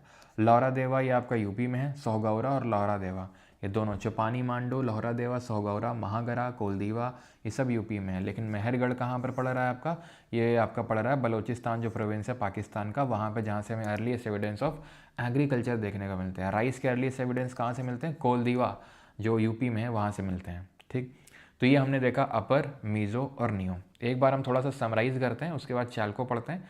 चालको ज़्यादा बड़ा नहीं है, छोटा सा ही है, ठीक है, उसके बाद हम लोग क्वेश्चंस करेंगे। तो एक बार थोड़ा सा समझ लेते हैं किस तरीके से हमने डिवीजन किया। हमने डिवीजन इस हिसाब से किया कि पीलियोलिथिक, ठीक है, देन मीज़ोलिथिक, देन आपका नियोलिथिक, है ना। ओके, पीलियो का मतलब हो गया ओल्ड स्टोन एज। इसको हमने फर्दर डिवाइड किया 3 पार्ट में। कौन कौन से हैं 3 पार्ट, तो एक को हमने बोला लोअर पीलियोलिथिक, फिर हमने बोला मिडिल पीलियोलिथिक, और फिर बोला हमने अपर पीलियोलिथिक। क्योंकि ये अर्लीस्ट यानी 5 लाख BC से लेकर कहाँ तक है, लगभग इसको हमने कंसिडर किया 10,000 BC तक। इसमें से 5 लाख से लेकर 50,000 यहाँ, 50,000 से 40,000 यहाँ, 40,000 से लेकर 10,000 BC यहाँ पर। फ्लेक टेक्नोलॉजी कहाँ पे आई, फ्लेक टेक्नोलॉजी यहाँ पे आ चुकी थी, ठीक है, यानी कि पत्थरों को थोड़ा सा एजी बनाने की जो टेक्निक है वो। It coincided with the last phase of the Pleistocene. Upper Palaeolithic में सबसे पहले होमोसेपियन मिलता है, यानी कि जो मॉडर्न ह्यूमन है वो यहीं से बन गया था, होमोसेपियन। और पेंटिंग यहाँ से हमें शुरू, रॉक में जो पेंटिंग्स है वो देखने को मिलती हैं। पेंटिंग अगर सबसे पहले डिस्कवरी की बात करेंगे तो 1867 के टाइम पे आर्कीबोल्ड कार्लाइल ने किया था डिस्कवरी। और उसके बाद भीमबेटका जो केव्स हैं वो भी उसी टाइम की हैं, जो कि VS वाकांकर ने जब वो ट्रेन में ट्रैवल कर रहे थे तब उन्होंने डिस्कवर किया उसको, ठीक है, क्लियर। और लोअर में तो हमने कुछ चीज़ें पढ़ी थी, जैसे फॉर एग्जांपल यहाँ पर लोग किसका यूज़ कर रहे थे, कुल्हाड़ियों का थोड़ा कुछ तो बना लिया था, हैंड एक्स टाइप का, क्लेवर्स का यूज़ कर रहे थे, ठीक है। सोन वैली पंजाब में हमने देखा, बेलन वैली मिर्ज़ापुर उत्तर प्रदेश में देखा, डिडवाना राजस्थान में देखा, हुंसगी कर्नाटक में देखा, ठीक है। ये सब हमें देखने को मिले कहाँ पर, पीलियोलिथिक में। मीज़ोलिथिक में हमें देखने को मिला, ये है आपका लगभग 10,000 से लेके लगभग 7,000 BC, कहीं कहीं पे आपका 4,000 BC तक भी जाता है। यहाँ पर हमें देखने को मिले माइक्रोलिथ। माइक्रोलिथ का मतलब होता है छोटे छोटे पत्थर। साइट यहाँ देखने को मिली जैसे लंगनाज गुजरात में, ठीक, महसाना गुजरात में, okay. Then rock cut paintings तो यहाँ पर मिली भीमबेटका में, ठीक है, रॉक पेंटिंग्स देखने को मिली, और बागोर राजस्थान में, ठीक है, यहाँ सब। देन आते हैं हम लोग नियोलिथिक में। तो नियोलिथिक का जो टाइम पीरियड है वो लगभग 7 और कहीं कहीं पे 12,000 से 10,000 BC भी इसको दिखाया जाता है, मीज़ोलिथिक को, से लेके लगभग 1000 BC तक आपका चलता है नियोलिथिक, न्यू स्टोन एज जिसको बोलते हैं। यहाँ पर आपकी पॉटरी शुरू हो गई थी, यानी कि पॉटरी का हो गया था। यहाँ पर पॉलिश्ड स्टोन्स यूज़ होना शुरू हो गए थे, पॉलिश्ड स्टोन्स। लेकिन डोमेस्टिकेशन ऑफ एनिमल्स कहाँ शुरू हुआ था, तो डोमेस्टिकेशन ऑफ एनिमल्स यहाँ शुरू हुआ था, डोमेस्टिकेशन ऑफ एनिमल्स। और साइट का नाम बताओ जरा कमेंट में, जो लोग सो रहे हैं जरा जल्दी से जग जाएं। डोमेस्टिकेशन ऑफ एनिमल्स, ये हमने मीजोलिथिक में किस साइट में देखा था, साइट का नेम क्या था। यहाँ पर हमने कुछ साइट देखी थी जैसे कि Burzahom and Gufkral, cave of potter, Jammu Kashmir में है ये। यहाँ पर लेक साइड पिट में रहते थे लोग, और यहाँ पर बोन टूल्स यहाँ पे देखने को मिले, और साथ ही साथ बुरजा होम में लोग लेक साइड पिट्स में रहते थे। गुफक्राल, केव ऑफ पॉटर, और यहाँ पर डोमेस्टिकेशन ऑफ एनिमल्स भी मिलता है हमें विटामिन। वैसे माइक्रोलिथ मीजोलिथ में ही शुरू हो गया था domestication of animal. Bagor Rajasthan में और आदमगढ़ एमपी में, ये 2 साइट ध्यान रखनी regarding the domestication of animals. Agriculture यहाँ से शुरू हो गया था, ठीक है, क्योंकि एग्रीकल्चर शुरू हो गया था तो यहाँ पर हमें सबसे पहले ध्यान रखना है मेहरगढ़, जो कि पाकिस्तान में पड़ता है, वहाँ से अर्लीस्ट एविडेंस ऑफ एग्रीकल्चर मिलता है हमें। और देन हमें राइस के अर्लीस्ट एविडेंस कहाँ से मिलते हैं, तो ये कोलदीवा जो जगह पड़ती है उत्तर प्रदेश में, वहाँ से हमें देखने को मिलती हैं। कुछ और भी साइट है जैसे हल्लूर, है ना, हल्लूर, ब्रह्मगिरी, मस्की, संगनाकल्लू कर्नाटक में। आंध्रा में हमने देखा पिकली हल है, और आपका बूडी हल है, उटनूर है, ये सब है वहाँ पर। और तमिलनाडु में पय्यमपल्ली, याद करना है पय्यमपल्ली। अतिरम पक्कम भी थी, लेकिन वो मिडिल पीलियोलिथिक में थी। अतिरम पक्कम वो भी तमिलनाडु में थी, जहाँ से एनिमल के फुटप्रिंट देखने को हमें मिले थे, ठीक है, एनिमल्स के फुटप्रिंट्स हमें देखने को मिले थे। ऑलराइट, ठीक है। पॉटरी की अगर बात करेंगे तो कोर्स ग्रे पॉटरी या फिर कॉर्ड इम्प्रेस्ड पॉटरी बोलते हैं उसको, जो यहाँ पर थी। वैसे धीरे धीरे अभी पॉटरी का एवोल्यूशन भी होगा, हम आगे देखेंगे, ठीक है। तो अब यहाँ पर आते हैं रिवाइज करने के बाद चाल्कोलिथिक में। चाल्कोलिथिक का मतलब क्या है, चाल्कोलिथिक यानी कि copper stone age, copper stone age, copper stone age यानी कॉपर का यूज़ होना शुरू हो गया था। सर बाघोर में है या गुजरात, सर बाघोर एमपी में, गुजरात में। बाघोर सर एमपी में है, ठीक है, बाघोर एमपी में है, देख लो यहाँ पर नहीं है, कहाँ है, कहाँ है, कहाँ है, कहाँ है, एक सेकंड रुको, यहीं पे तो था ये। बाघोर एमपी में है, बाघोर राजस्थान में है, ठीक है। गुजरात में है लंगनाच, ठीक है, गुजरात में है लंगनाच और महसाना, याद रखना है आपको, ठीक है। चलो आगे बढ़ते हैं अभी। अब आते हैं चाल्कोलिथिक। तो copper was the first metal to be discovered by humans. जो तांबा था ये पहली धातु थी जो इंसानों के द्वारा डिस्कवर करी गई थी, ठीक है। टाइम पीरियड इसका था लगभग, ये अगेन कहीं कहीं पे और भी वैरी करता है, लाइक कहीं कहीं पे आपको ये 2000 बीसी से भी देखने को मिलेगा, ठीक है, कहीं कहीं पे 2000 बीसी भी आपको देखने को मिलेगा, ओके। तो ये थोड़ा सा ध्यान रखना है कि ये आपका डिफ़र कर सकता है, ये आपका डिफ़र कर सकता है थोड़ा बहुत। वैसे ज़्यादातर जगहों में आपको यही देखने को मिलेगा, कहीं कहीं पे हो सकता है 5000 बीसी से 2000 बीसी भी लिखा जाए, लेकिन जो यहाँ पर मैंने लिखा है वो आपको ध्यान रखना है। People lived in rural communities, तो लोग यहाँ रूरल कम्युनिटी। अब रूरल कम्युनिटी से एक चीज़ मुझे याद आई, एंड दैट इज़ कि जो लेटर नियोलिथिक है, यहाँ पे लोग अब एक फिक्स पैटर्न में रहना शुरू कर दिए थे। नियोलिथिक में अगर बात करेंगे तो ये लोग या तो सर्कुलर या रेक्टेंगुलर हाउसेज में रहना शुरू कर दिए थे, ठीक है। और जो लोग सर्कुलर में रहते थे वो कुछ प्रॉपर्टी कॉमन ओन करते थे, ठीक है, जैसे मतलब ये प्रॉपर्टी कॉमन हो गई, ये प्रॉपर्टी कॉमन हो गई इन दोनों के बीच में। तो इस तरीके से जो लोग सर्कुलर पैटर्न में रहते थे उनकी कुछ कॉमन प्रॉपर्टी रहती थी, ठीक है। तो इसके भी हमें एविडेंसेस मिले हैं कि जो लोग एग्रीकल्चर परफॉर्म करते थे वो सेटल्ड फॉर्म में थोड़े से हो गए थे, सेटल्ड, क्योंकि नियोलिथिक में एग्रीकल्चर आया था। याद करो पीलियो क्या थे, पीलियो क्या थे, पीलियो थे आपके, ये थे हंटर्स एंड गैदरर्स, ये थे हंटर्स एंड हर्डर्स, ये एग्रीकल्चर पर करना शुरू कर दिए थे, ठीक है। तो ये लोग फिर एक फिक्स पैटर्न में रहना शुरू कर दिए थे, तो सर्कुलर या रेक्टेंगुलर। जो लोग सर्कुलर में रहते थे वो ऐसा माना जाता है कि वो लोग प्रॉपर्टी कॉमन, ऐसा कुछ तो उनकी शेयर्ड प्रॉपर्टी रही होगी, कॉमन प्रॉपर्टी, ठीक है। और हाउसेज जनरली या तो मड के बने होते थे जैसे हमने मेहरगढ़ में देखा, या फिर वो गड्ढों में पिट्स में रहते थे जो कि हमने बुरजा होम में देखा, ठीक है। खैर अब कॉपर एज था कहाँ पे, तो ये कुछ साइट्स हैं कॉपर एज की जहाँ जहाँ हमें तांबा देखने को मिला। क्योंकि अगर आप देखोगे आज भी हमने ज्योग्राफी में, अच्छा हम लोग तो पढ़ चुके हैं ज्योग्राफी, तो ज्योग्राफी में अगर आप याद करो मिनरल्स वाले लेक्चर में हमने देखा था खेतड़ी माइंस है राजस्थान में और मलजखंड है आपकी मध्य प्रदेश में, खेतड़ी है राजस्थान में और मलजखंड है एमपी में। तो इसी क्षेत्र के आसपास आज भी हमें कॉपर देखने को मिलता है। ज्योग्राफी तो चेंज नहीं होती है, ठीक है, हिस्ट्री में बहुत साल पहले की बात कर रहे हैं। आज से अगर मैं बोल रहा हूँ कि मैं बात कर रहा हूँ 2000 बीसी की, तो मुझे बताओ आज यानी 2025 से मैं कितने साल पहले की बात कर रहा हूँ, कमेंट में ज़रा बताना। तो ज्योग्राफी तो चेंज नहीं हुई होगी, तो यहीं पर हमें कॉपर मिलता रहा होगा, तो यहीं से कॉपर बनाते होंगे और कॉपर बना के उसका कॉपर का यूज़ करते होंगे।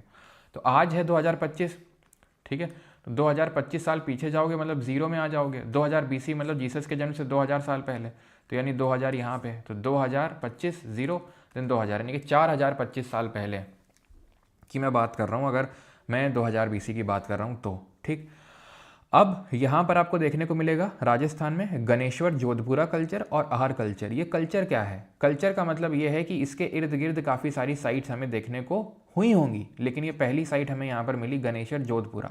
देन यहाँ आहार मिला। अब समझो मेरी बात को, मैं कहना क्या चाह रहा हूँ, ठीक है। जैसे कि यहाँ के कॉपर एज वाले होंगे, यहाँ के जो कॉपर एज वाले होंगे, रहने का कुछ ढंग तो अलग होगा ना।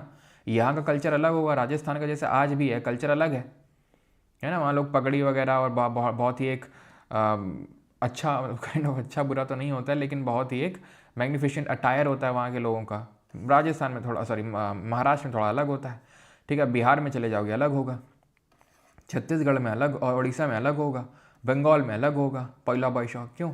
तो अलग अलग जगहों में अलग अलग कल्चर है, तो वही है कल्चर। यहाँ गणेश्वर जोधपुरा कल्चर बोल दिया, इसको आर कल्चर। तब तो नहीं था ना कि राजस्थान कल्चर, ऐसा कुछ तो नहीं था ये राजस्थान है कि हम राजस्थान, ठीक है। ये कयाथा और मालवा कल्चर, ठीक है, जो कि आपको again parts of Rajasthan, Gujarat और एमपी में देखने को मिलेगा। और यह जॉर्वे कल्चर जो कि महाराष्ट्र में देखने को मिलेगा। जॉर्वे कल्चर महाराष्ट्र में, ऑलमोस्ट पूरा एंटायर महाराष्ट्र अगर आप देखोगे इसने कवर कर रखा है, एक्सेप्ट दी कोस्टल महाराष्ट्र।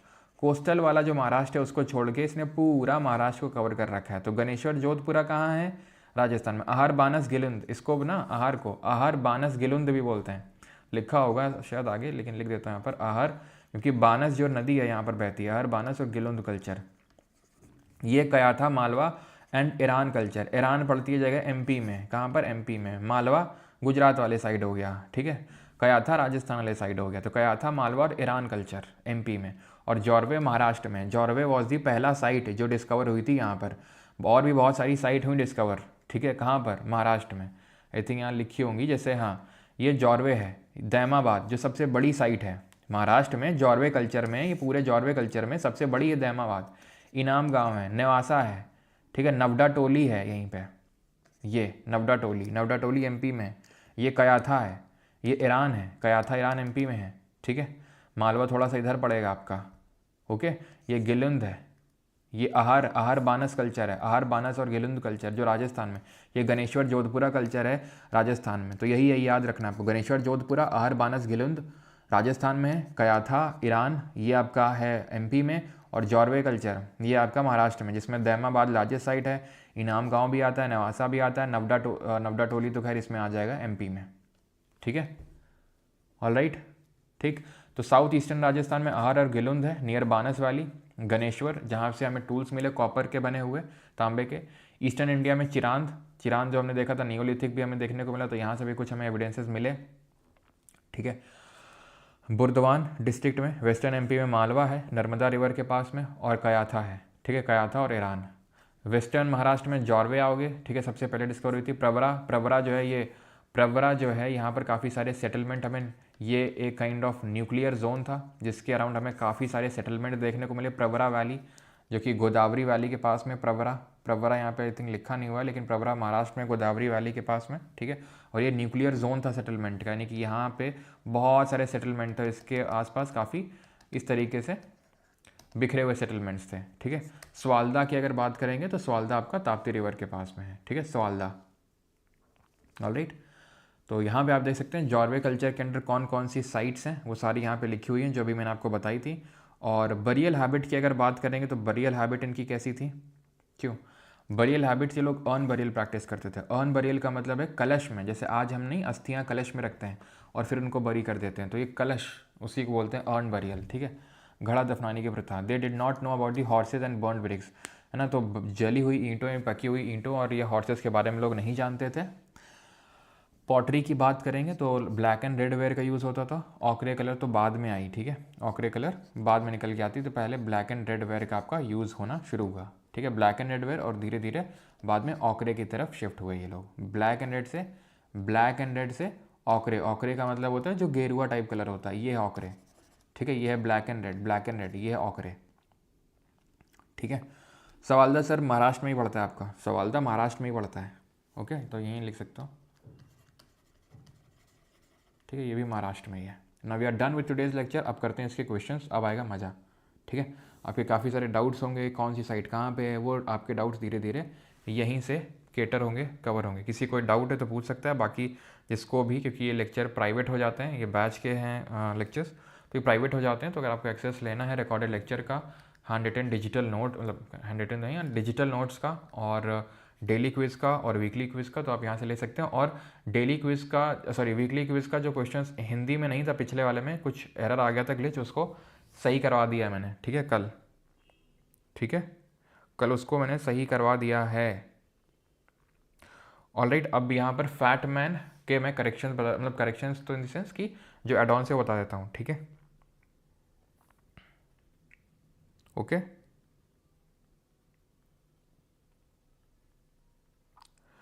चलो पहले मैं करेक्शंस बता दूं, उसके बाद हम लोग क्वेश्चंस करते हैं। तो जिनके पास है वो खोल लेंगे। और एक चीज़ यहाँ पे और नोट कर लेंगे, एंड दैट इज़, जो हमने ये देखा था ना, ये जो देखा तो नहीं था, मैं बता देता हूँ। जैसे ये हिस्ट्री को जेम्स मिल ने 3 पार्ट में डिवाइड किया था, हिंदू, मुस्लिम, ब्रिटिश। वैसे एक ध्यान रखना, CJ थॉमसन करके थे, CJ, चल क्यों नहीं रहा ये, ओके, CJ थॉमसन, ओके। इन्होंने हिस्ट्री को 3 पार्ट में डिवाइड किया था, एक स्टोन एज, ठीक, एक copper age, sorry bronze age, not copper age, bronze age, और एक आपका आयरन एज। तो आज हमने देख लिया है आपका, ठीक है, आज हमने देख लिया है कौन सी age, stone age, okay. CJ Thomsen ने डिवीजन किया था। तो किसने किस हिसाब से डिवीजन किया था, जेम्स मिल का ध्यान रखना, हिंदू, मुस्लिम, ब्रिटिश। CJ थॉमसन ने किया था स्टोन एज, ब्रॉन्ज एज और आयरन एज में, ठीक है। तो स्टोन एज हमने देख लिया, कल ब्रॉन्ज एज देखेंगे। तो फैट मैन जिनके पास है तो खोल लेंगे। उसमें मैं आपको करेक्शन एक बार मैं भी खोल लेता हूँ, मुझे भी देखना पड़ेगा ना कहाँ पे, नेक्स्ट सेकेंड।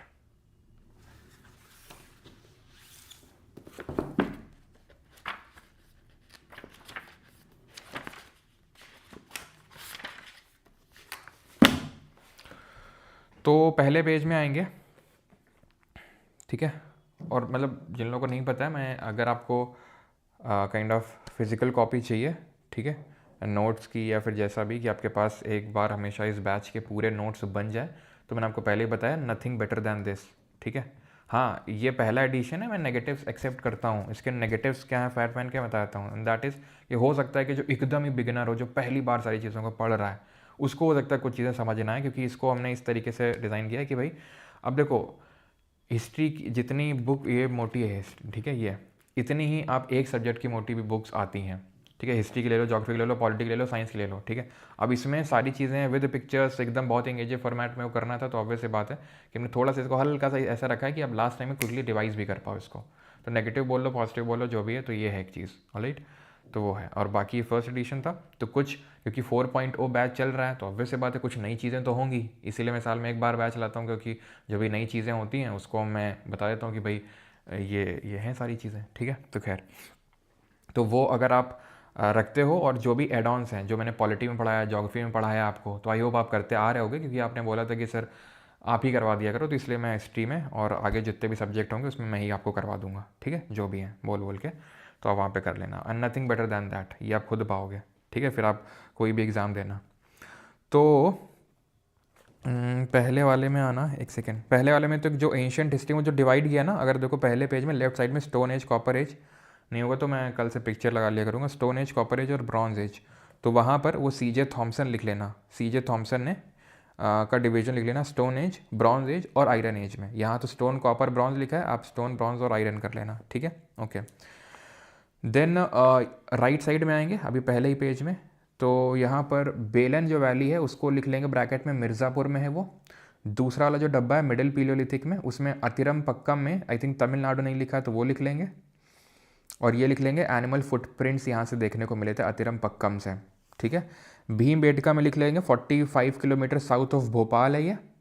और ये भी लिख लेंगे कि ये विंध्या हिल्स में है, कहाँ पर, विंध्यान हिल्स में लोकेटेड है विंध्या। अब वो क्वेश्चन पूछ सकता है कि भाई वो कहाँ, सतपुरा में है, हाँ सतपुरा में। तब तक यार मैं ना क्वेश्चन दिखा देता हूँ, ठीक है। तो बैच के रिगार्डिंग मैंने बता दिया ही होप, और आप समझ गए होगे कि बैच में ये सारी आपको private Telegram group and everything मिलेगा। एंड अगर आपको क्वेश्चंस लगाने हैं तो आप लिटिल बॉयस लगा सकते हैं। बाकी इंग्लिश बैच भी है, PSP सर पढ़ाते हैं, ठीक है। जो लोग पढ़ते हैं उन लोगों को पता होगा सर कैसा पढ़ाते हैं एकदम, है ना। और जिनको दोनों बैचेस में एनरोल करना है कॉम्बो, तो परमार 4.0 कूपन का यूज़ कर सकते हैं। और वो काफ़ी लोग बोल रहे थे कि 3.0 में अगर हमें तो डिस्काउंट चाहिए, वो तो खैर मैंने अभी कल बात नहीं करी है, मैं कर लूँगा उसके रिगार्डिंग भी, ठीक है। लेकिन वो हिंदी वाला प्रॉब्लम तो सॉर्ट आउट मैंने करवा दिया है, हिंदी में क्वेश्चन दिख रहे हैं, बाकी वो कूपन का भी मैं देख लूँगा। तब तक क्वेश्चंस लगाएंगे जिन लोगों के पास नहीं है अगर तो, ठीक है। देन आर्की बोल्ड जो कैम्बेल है, ठीक है, तो कैम्बेल की जगह कार्लाइल कर लो बिकॉज ये ज़्यादा एक्सेप्टेड है कार्लाइल। और 1867 से 68 मार्क कर लेना उसमें। विंध्या लिखे हैं सतपुरा, मतलब एकदम ही क्या बच्चे मत बन जाया करो फिर। अभी बोल तो रहे हैं विंध्या, क्वेश्चन पूछ सकता है कि सतपुरा, लेकिन आंसर होगा विंध्या। तो थोड़ा तो ध्यान से सुना करो यार, अब इसमें भी मैं रिपीट करना पड़े तो फिर बेकार है। हाँ, और सुहागी घाट जगह लिख लेना, आर्की बोल्ड कार्लाइल ने 1867 68 ईयर लिख लेना, और लिख लेना पेंसिल रखा करो एक, ठीक है, पेंसिल से मार्क करते रहा करो। और और मैंने क्या बताया, सुहागी घाट जगह याद लेना, ठीक है, ऑलराइट। देन और क्या है, अच्छा एक चीज़ ध्यान रखना, ये जो होमो इरेक्टस का हमें एक स्कल मिला था हथनोरा से, हथनोरा एक साइट है, शायद मैं यहाँ पर आपको नहीं बताया हूँ मैं, ठीक है, तो ये नोट कर लेना, ठीक है, यहाँ पे इस चीज़ को नोट कर लेना, हथनोरा एक जगह पड़ती है एमपी में। सेकंड रुकना,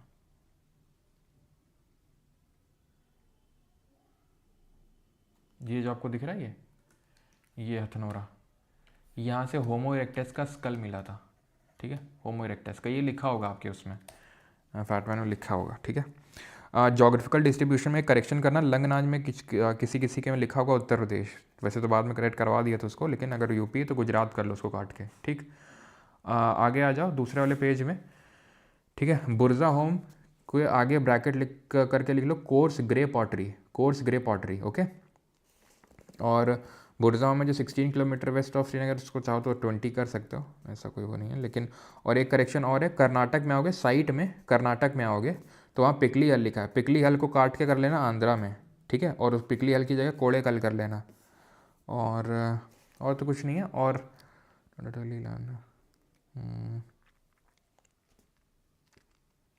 ठीक है। और एक मैंने पेंटिंग बताई थी लखू दियार उत्तराखंड में, उसको लिख लेना अलग से, जगह होगा ना, वो थोड़ा सा जगह होगा लास्ट में, ठीक है, लास्ट में जगह होगी, उसमें लिख लेना लखू दियार उत्तराखंड, वो सुयाल रिवर के बैंक्स में वो, ओके। और एक वो जो जेम्स मिल वाला क्लासिफिकेशन बताया था, जो हिंदू मुस्लिम और वो, तो वो भी कहीं लिख लेना आप, ठीक है, जगह होगी थोड़ी सी वहाँ पे लास्ट में, अगर आप देखोगे 81 नंबर पेज पे, तो वहाँ पर 81 जो नई वाली, मतलब नई वाली इन दी सेंस कि बाद में एक काइंड ऑफ दूसरा प्रिंट निकला था, तो उसमें है 81 नंबर पेज, जिन्होंने पहले प्रिंट में ली थी तो उनके हो सकता है पेज नंबर अलग हो, 81 पे, ओके। चलो खैर क्वेश्चंस करते हैं अभी, चलो। तो पहला क्वेश्चन है ये, which of the following statements with reference to the neolithic period is not correct, तो कौन सा सही नहीं है न्यूलिथिक के बारे में, स्टेटमेंट्स दिए हुए हैं, आपको बताना कौन सा सही है, बताइए।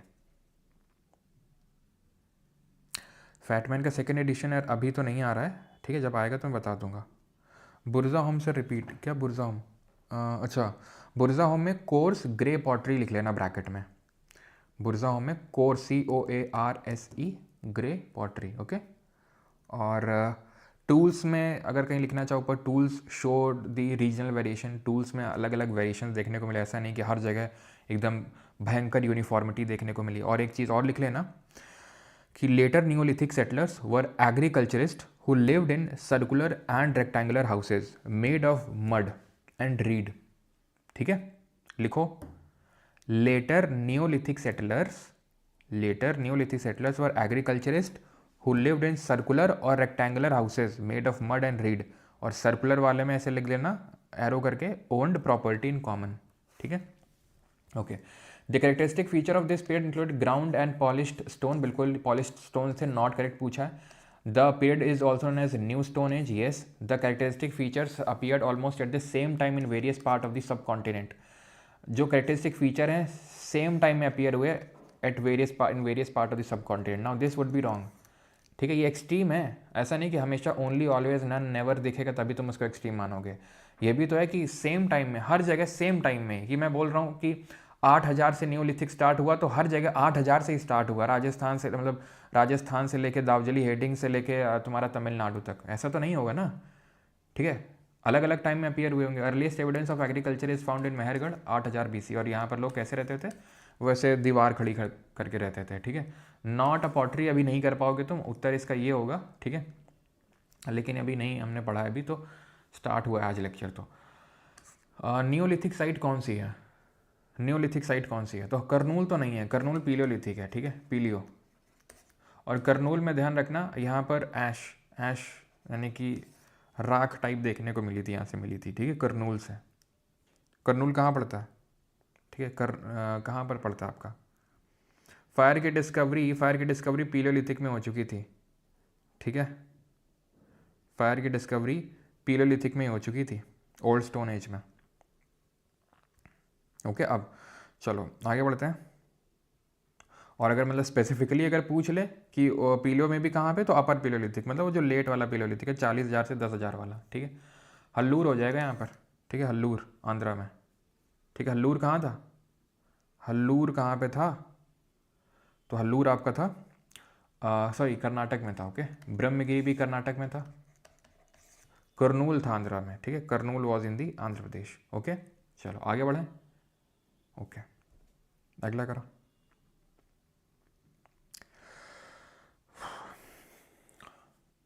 अरेंज करना है नॉर्थ से साउथ में, अब करो जरा इसको, ये याद रहेगा ना, करनूल से ऐश मिला था, ऐश डिपॉजिट्स मिले थे, ये याद रखना, ठीक है। या तो मैं लिख दूं, या लिख देता हूँ, मेरे को यार रुकना एक सेकेंड।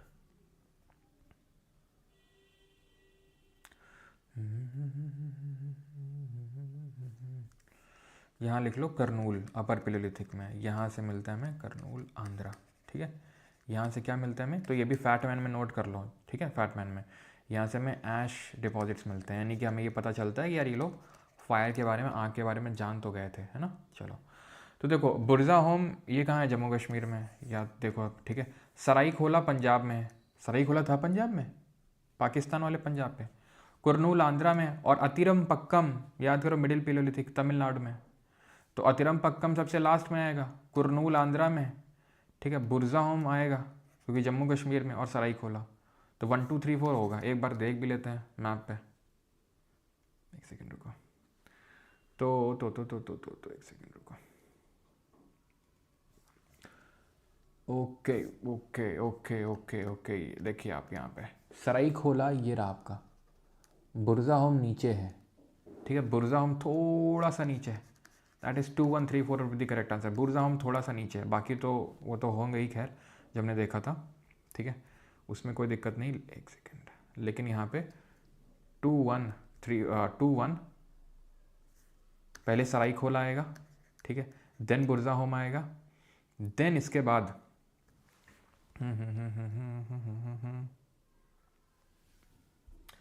भैया अतिरम पक्कम तो तमिलनाडु में है, और कुरनूल आपका आंध्रा में है, तमिलनाडु तो नीचे है। तो फिर 1 2 3 4 ही रहने दो, ठीक है, 1 2 3 4 ही रहने दो, ठीक है।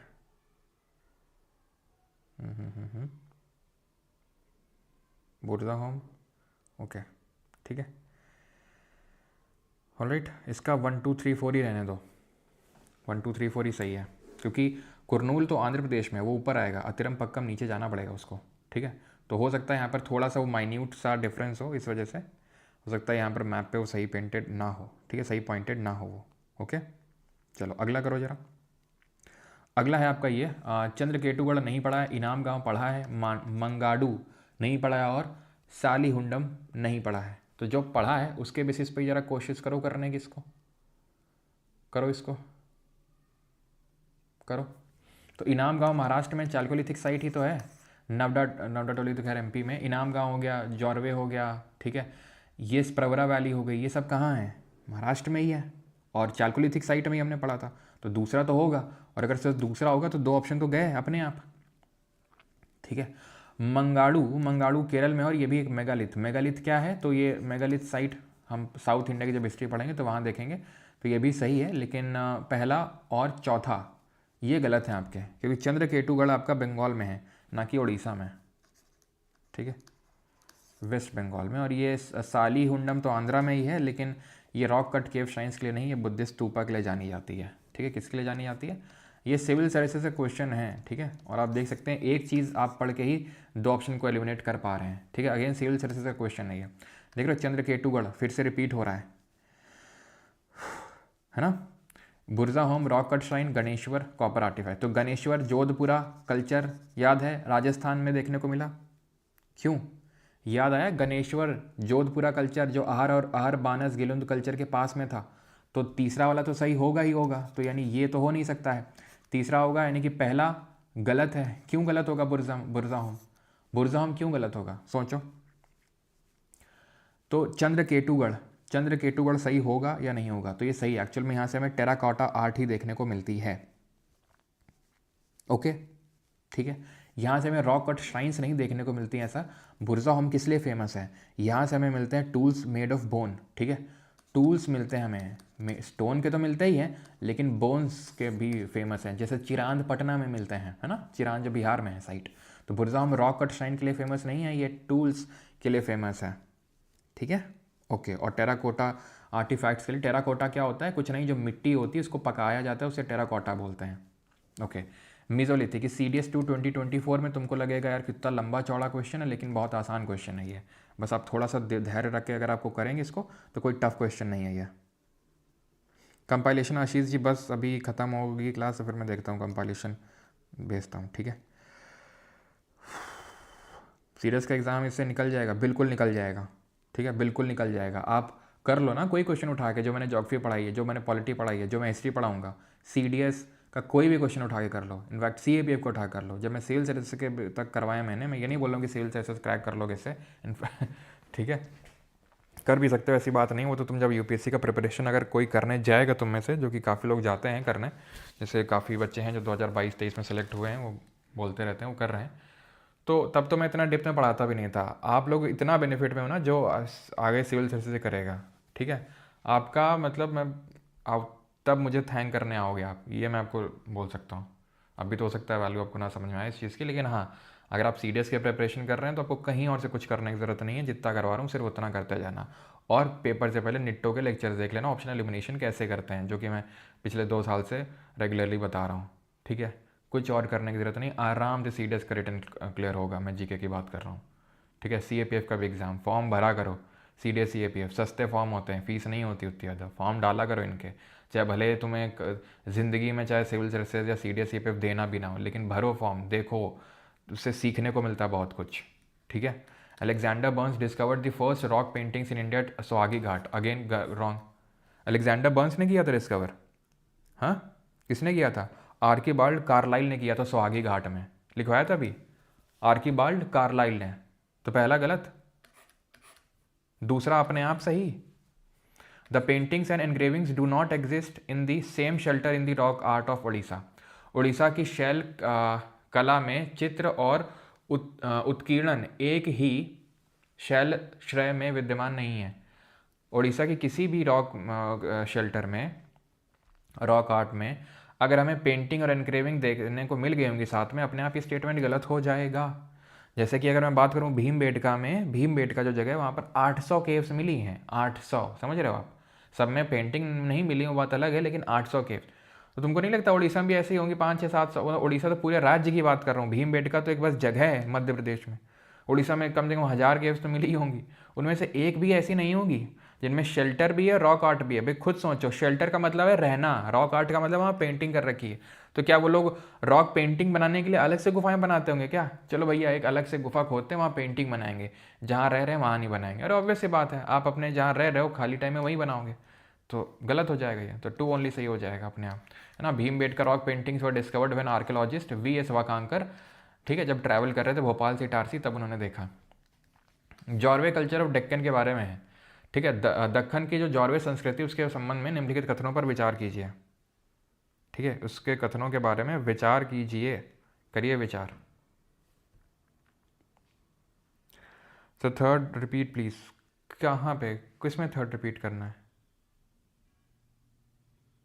अच्छा, थर्ड क्वेश्चन देखो, सिर्फ अगर, बिल्कुल बात सही है, ठीक है, ये ब्रह्मगिरी भी है neolithic site, no doubt, Brahmagiri भी यहाँ पर भी नियोलिथिक देखने को मिलते हैं, लेकिन it is also associated with palaeo and mesolithic also. तो मुझे अगर बी और सी में चूज़ करना है तो I would go with Hallur, ठीक है, I will go with Hallur. ठीक, चलो तो ये वाला क्वेश्चन करते हैं अभी। 8th number, it covers practically the whole of modern Maharashtra except the coastal Konkan. Yes, coast को छोड़ के पूरा महाराष्ट्र कवर्ड था, कोस्ट नहीं कवर्ड था। The Pravara Godavari valley seem to have been the nuclear zone. Yes, nuclear zone था। The large sites of this culture yield evidence of shifting agriculture.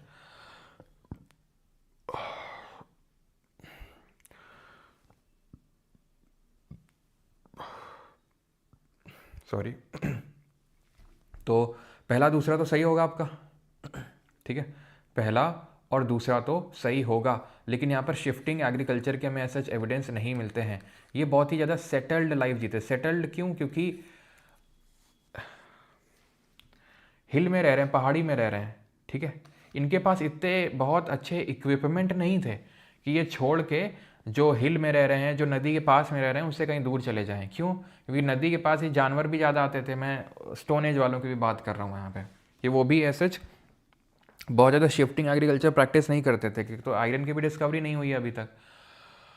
और दूसरी बात ये है कि आप खुद सोचो, क्योंकि जानवर भी वहीं पे आएंगे तो हंटिंग करना भी पॉसिबल है, या फिर उनको चराना भी पॉसिबल है। एग्रीकल्चर अगर न्यूलिथिक में होने लगा तो एग्रीकल्चर प्रैक्टिस करना वहाँ पर ज़्यादा पॉसिबल है। कहाँ जाएंगे उसको छोड़ के, ठीक है। अब जैसे हम लोग हैं, गांव छोड़ के शहर आए हैं, क्योंकि हमें पता है कि खाने पीने कोई टेंशन नहीं, मिल जाएगा खाना, ना होगा तो वहीं वहीं जाके रहेंगे, वहीं पे खेती बाड़ी करेंगे नदी के पास में ही। सिंपल सी बात है। तो शिफ्टिंग एग्रीकल्चर नहीं था। अच्छा, शिफ्टिंग एग्रीकल्चर से ज़रा बताओ कमेंट में, शिफ्टिंग एग्रीकल्चर को नॉर्थ ईस्ट में क्या बोलते हैं, राजस्थान में क्या बोलते हैं, झारखंड में क्या बोलते हैं, ठीक है, छत्तीसगढ़ में क्या बोलते हैं, जल्दी बताओ। पीलियोलिथिक टूल्स के बारे में, Isampur was a well known centre of stone tool manufacture located in the Gulbarga district of the Karnataka and was situated along a small stream known of river known as Kamta hills. तो कमता हिल्स में देखने को मिला। और दूसरा statement, a Palaeolithic blade is a flake tool the length of which is more than twice its width. तो हमने देखा था कि फ्लेक टूल कुछ इस तरीके से था, इसकी लेंथ बिल्कुल उसकी विड्थ से दुगनी से भी ज़्यादा थी।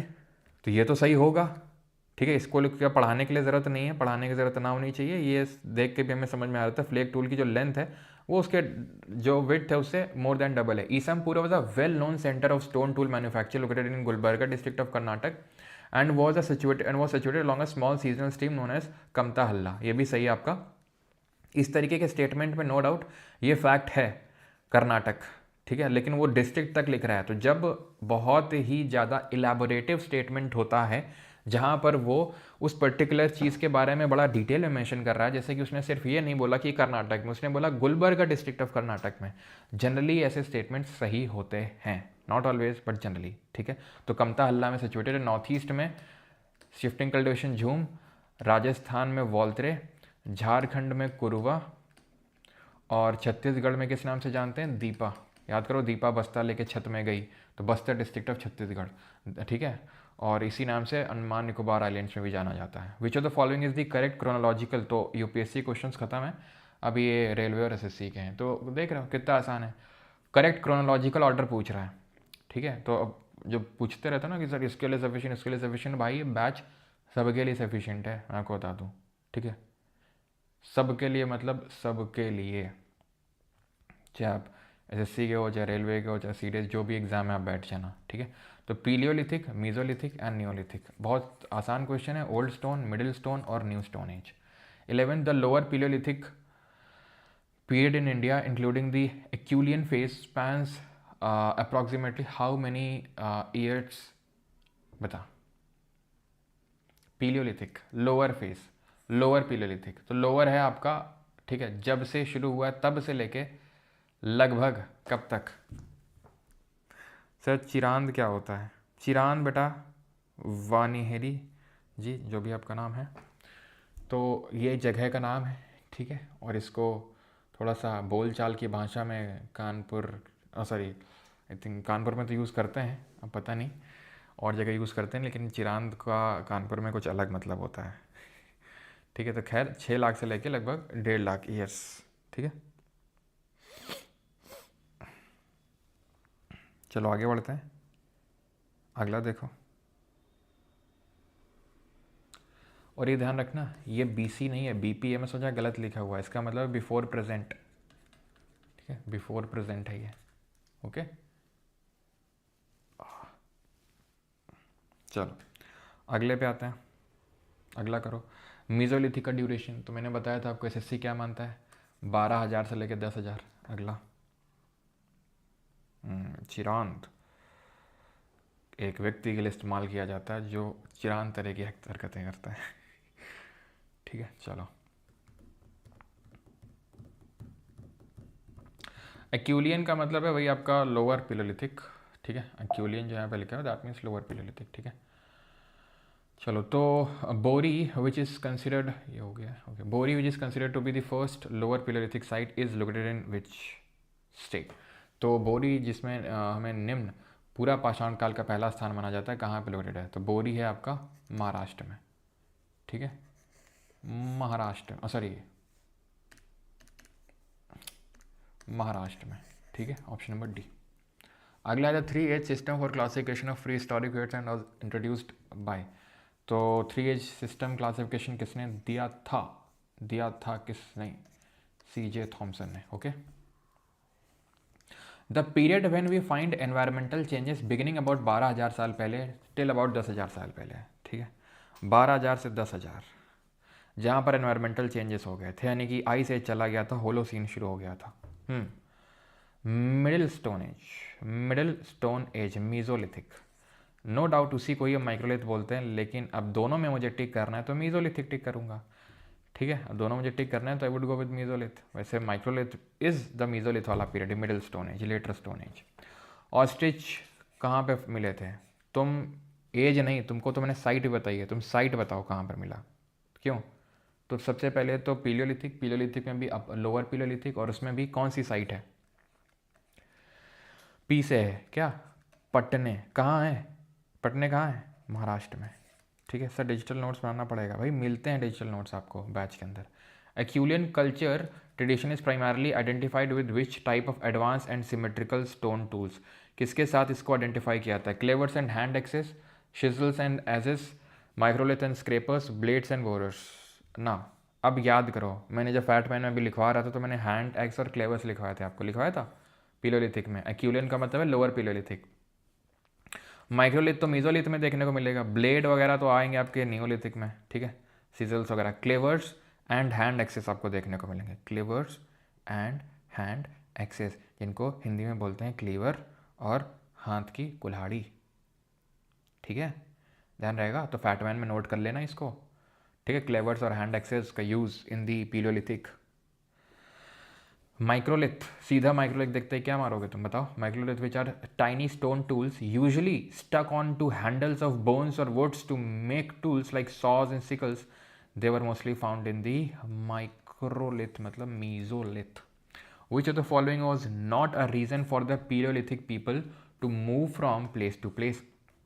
निम्नलिखित में से कौन सा कारण पूरा पाषाण काल के लोगों के एक स्थान से दूसरे स्थान पर जाने का कारण नहीं था। Which of the following was not a reason for the पर, अच्छा क्या कारण नहीं था, seasonal change, movement of prey animals, source exhaustion या failure of crops. Seasonal change था, है ना, क्योंकि आप देख सकते हैं कि एज खत्म हो रहा था, एनिमल्स जहाँ जहाँ जाएंगे वहाँ वहाँ जाना पड़ेगा क्योंकि अभी हंटिंग ही कर रहे हैं। क्रॉप का फेलियर हो नहीं सकता क्योंकि अभी क्रॉप तो कर ही नहीं रहे ना प्रैक्टिस, क्रॉप तो मीजोलिथ में भी नहीं आया, वो तो आया जाके कहाँ पर, नियोलिथिक में। तो पिलियोलिथिक का कारण फेलियर ऑफ क्रॉप कैसे हो सकता है, फसलों का खराब होना कैसे हो सकता है जब फसल अभी उगा ही नहीं रहे हैं तो, हाँ।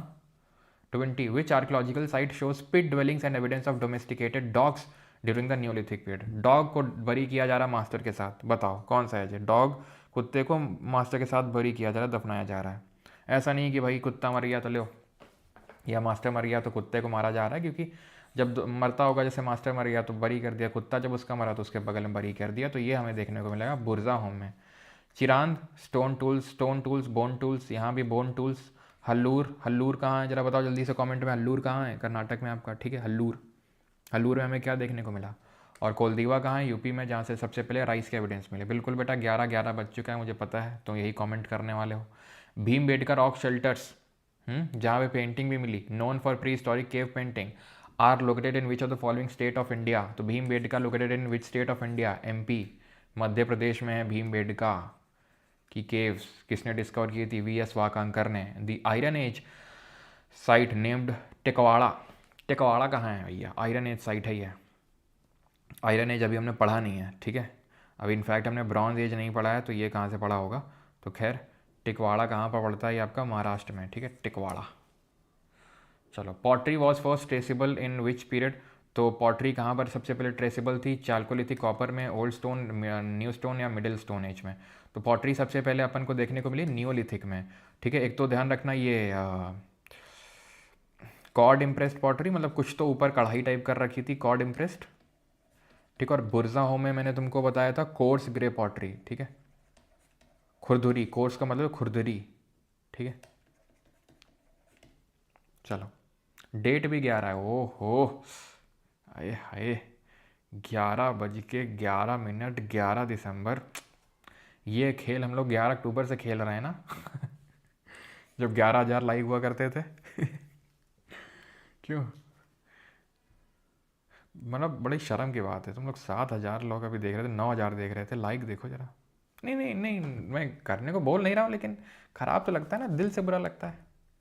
खैर कोई नहीं, सह लेंगे तुम्हारे लिए इतना भी। Practice of erecting megalith. Megalith अभी नहीं पढ़ा, ये आयरन एज है आपका, अगेन इसको स्किप कर सकते हैं। वैसे आंसर तो इसका अराउंड 2000 ईयर्स होगा, ठीक है। अच्छा अच्छा, sorry sorry sorry sorry sorry sorry, आज से कितने साल पहले? 2000 BC नहीं, आज से कितने साल पहले? तो आज से लगभग 3000 साल पहले। In which of the following sites of jadeite stone was found? Jadeite stone कहाँ मिला था? हल्लूर, मेहरगढ़, महागरा। महागरा कहाँ है? यूपी में है। मेहरगढ़ कहाँ है? बलूचिस्तान में। Earliest evidence of agriculture? Hallur कहाँ पर पड़ता है? हल्लूर कर्नाटक में पड़ता है। मिलेट कल्टीवेशन देखने को मिला हल्लूर में। दाउजली हेडिंग, जहाँ से जेडाइट स्टोन देखने को मिला। सेल्ट क्या होता है? सेल्ट, सेल्ट, एक हमारा मेरा फ्रेंड था स्कूल का, वो शर्ट को शल्ट बोलता था, शल्ट।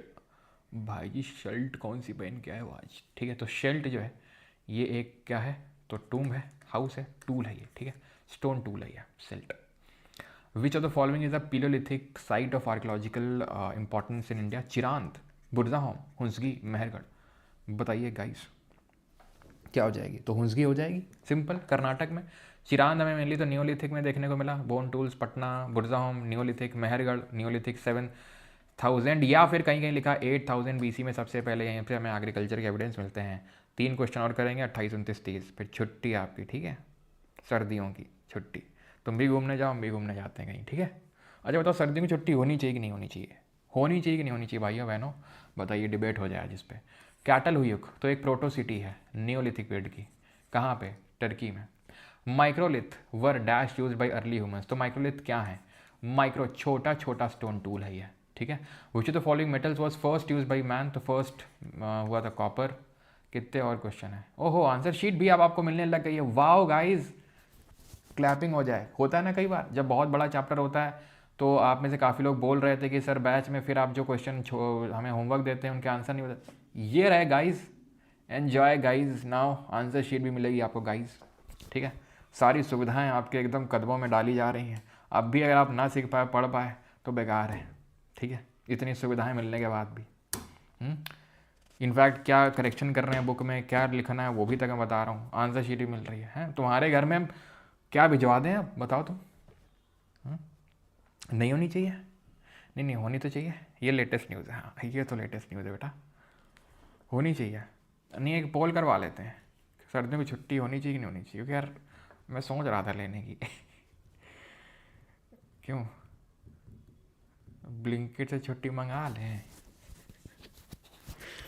मन हो रहा था यार छुट्टी लेने का, सोच रहे थे थोड़ा ऋषिकेश जाके थोड़ा शांति का जीवन व्यतीत करें। बड़ा भागा दौड़ी हो गई है जीवन में, मतलब भागा दौड़ी, दिमाग की भागा दौड़ी, वैसे तो भागा दौड़ी हो नहीं पा रही है।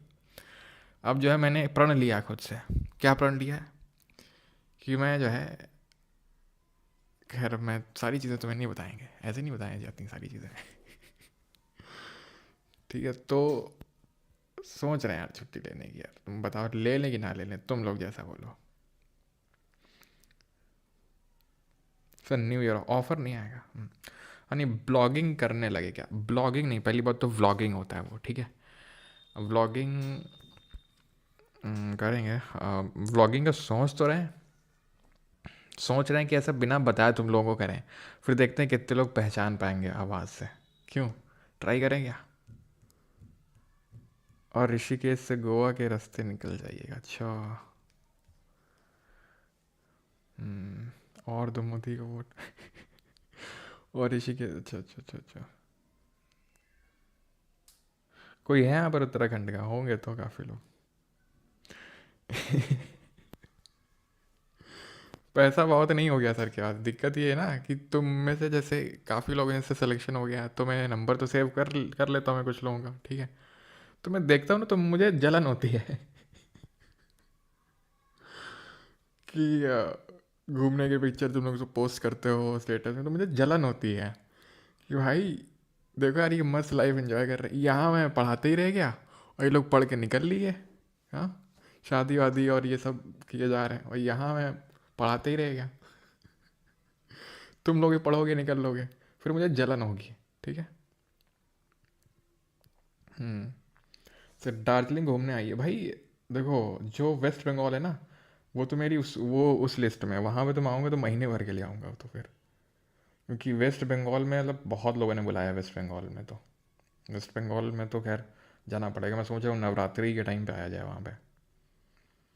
अब जो है, जैसे वो हनी सिंह नहीं बोलता, अब खेल होगा, क्या बोलता है, कुछ तो बोलता है ना, ऐसे तो कुछ चलता है उसका। अब जो है खेल होगा, तो अब जो है ना, कायदे से अब खेल होगा अब तो। सर आप ना फेस रिवील कर ही दो, नहीं हो जाएगा, अभी 2026 में है फेस रिवील पक्का। मतलब अभी समझ लो 99.99% चांस है। इतना दुख। सर जी ये तो ड्रॉ हो गया, क्या ड्रॉ हो गया? अच्छा, क्विज वो हुआ था क्या? एडमिन जी ने करवाया है क्या वो? सर फिर छुट्टी कर दीजिए, घूमा सर। नहीं छुट्टी तो नहीं करेंगे तुम्हारी तो छुट्टी नहीं करेंगे। देखते हैं अगर होता है तो। देहरादून, अच्छा देहरादून से चलचित्र कोरापुट आ जाओ, अच्छा। हाँ, ये होना चाहिए स्टूडेंट, ठीक है। बुलाया करो अपनी अपनी जगह, ये सर आओ घुमाएंगे टूर गाइड के तौर पे।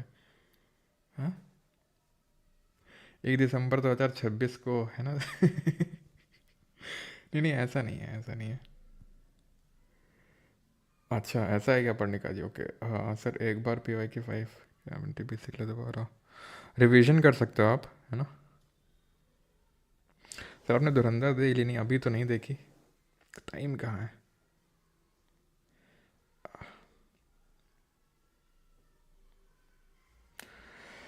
सर कम टू औरंगाबाद, बेटा औरंगाबाद नहीं, संभाजी नगर है वो, है ना।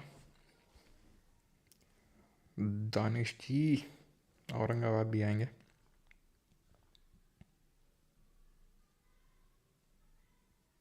मेरठ आई, मेरठ में क्या भाई? नहीं नहीं, मेरठ में क्या है, हाईवे में दौड़ लगाऊंगा वहाँ पे मैं क्यों? मेरठ में दौड़ लगाऊंगा वहाँ पे, ये मैं शिकंजी पीऊंगा, जैन शिकंजी। क्या करूँगा वहाँ आके मैं?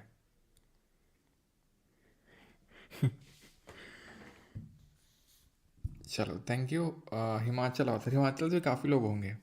अच्छा, मैं पहले नंबर शेयर कर दिया करता था बैच में, तो काफ़ी लोग आते रहते सर यहाँ आ जाओ वहाँ आ जाओ। अभी क्या मैंने नंबर शेयर करना बंद कर दिया है, क्योंकि बड़ा बहुत सारे मैसेज, इतने मैसेजेस आ जाते हैं भाई, मेरा व्हाट्सएप हैंग कर चुका है। मैं रोज़ कम से कम अभी ना, कम से कम 500-600 हज़ार मैसेज रोज़ डिलीट करवाता हूँ बैठ के, ठीक है। रोज़ बैठ के अपने व्हाट्सएप से, क्योंकि इतना ज़्यादा वो हैंग कर गया मैसेजेस की वजह से। अभी समझ लो 2024 के पूरे मैसेजेस ख़त्म किए हैं। अब 2025 आज से शुरू करवाएंगे ख़त्म करना मैसेजेस, क्योंकि बहुत सारे हो गए हैं, तो इसीलिए नंबर भी शेयर नहीं करता हूँ मैं अभी। फर्स्ट में को होगा फेस्टिवल, देखते हैं। अयोध्या आइए सर, चलो अब बेटा जाने का समय हो चुका है अभी, है ना।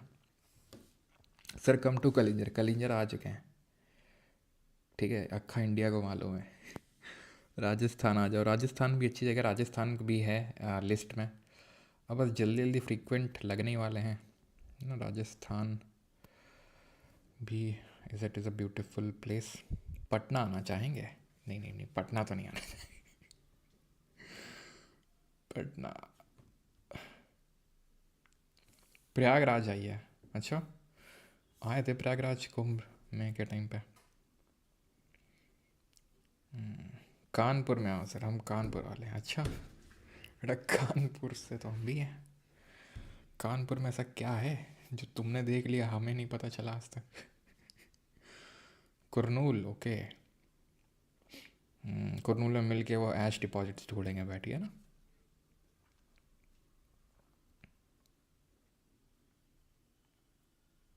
चलो हाँ। कोसला सालेट कम टू तमिलनाडु। अब तमिलनाडु से आपको क्या नाम है आपका? कोसलवाइट। बहुत लोग हैं आई थिंक, पिछली बार तो कोई तो था आई थिंक टॉप 20 में। एक तो मैडम जी थी कोई जो वर्किंग थी पहले से जीएसटी में, उनको हैदराबाद पोस्टिंग चाहिए थी। बैच की थी वो, 2.0 बैच की थी, तो वो आई थिंक तमिलनाडु से।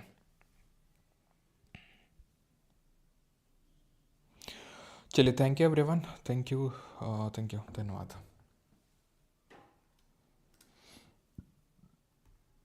ओके ठीक है, और जिन लोगों को बैच चाहिए तो बैच ले सकते हैं, ठीक है। और सफ़र परमार को भाई ज्वाइन रखिए ना।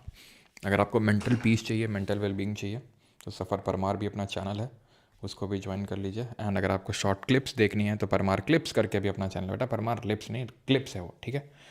तो वो भी चैनल है, उसको भी जाके आप उसके आनंद उठा सकते हैं, जहाँ पर शॉर्ट शॉर्ट सी क्लिप्स आपको देखने को मिलती रहती हैं टाइम टाइम पे, ठीक है। तो परमार क्लिप्स एंड सफ़र, ये आपके काफ़ी काम आएंगे। सफ़र आपको मेंटल पीस देगा, और क्लिप्स आपको अच्छी अच्छी क्लिप्स दिखाएगा, शॉर्ट्स दिखाएगा, जिससे आपको नॉलेज मिलेगी। ओके, थैंक यू, धन्यवाद। मुंबई आइए सर, बट मराठी सीख के आना। हाँ नहीं, आया था मैं भी कुछ टाइम पहले, लेकिन मराठी सीख के नहीं गया था। चलो थैंक यू। लेकिन मुंबई के लोग काफ़ी अच्छे लगे मुझे तो, मुंबई पुलिस काफ़ी अच्छी लगी। वो बात अलग है कि वो कुछ पगलैटों की वजह से जो है ना, वो कि मराठी बोलो मराठी, उनकी वजह से पूरा स्टेट बदनाम हो जाता है, लेकिन ऐसा है नहीं। Maharashtra is a very beautiful place, और काफ़ी अच्छे हैं वहाँ के लोग। खैर थैंक यू। देख रहे हो ये लोग योगा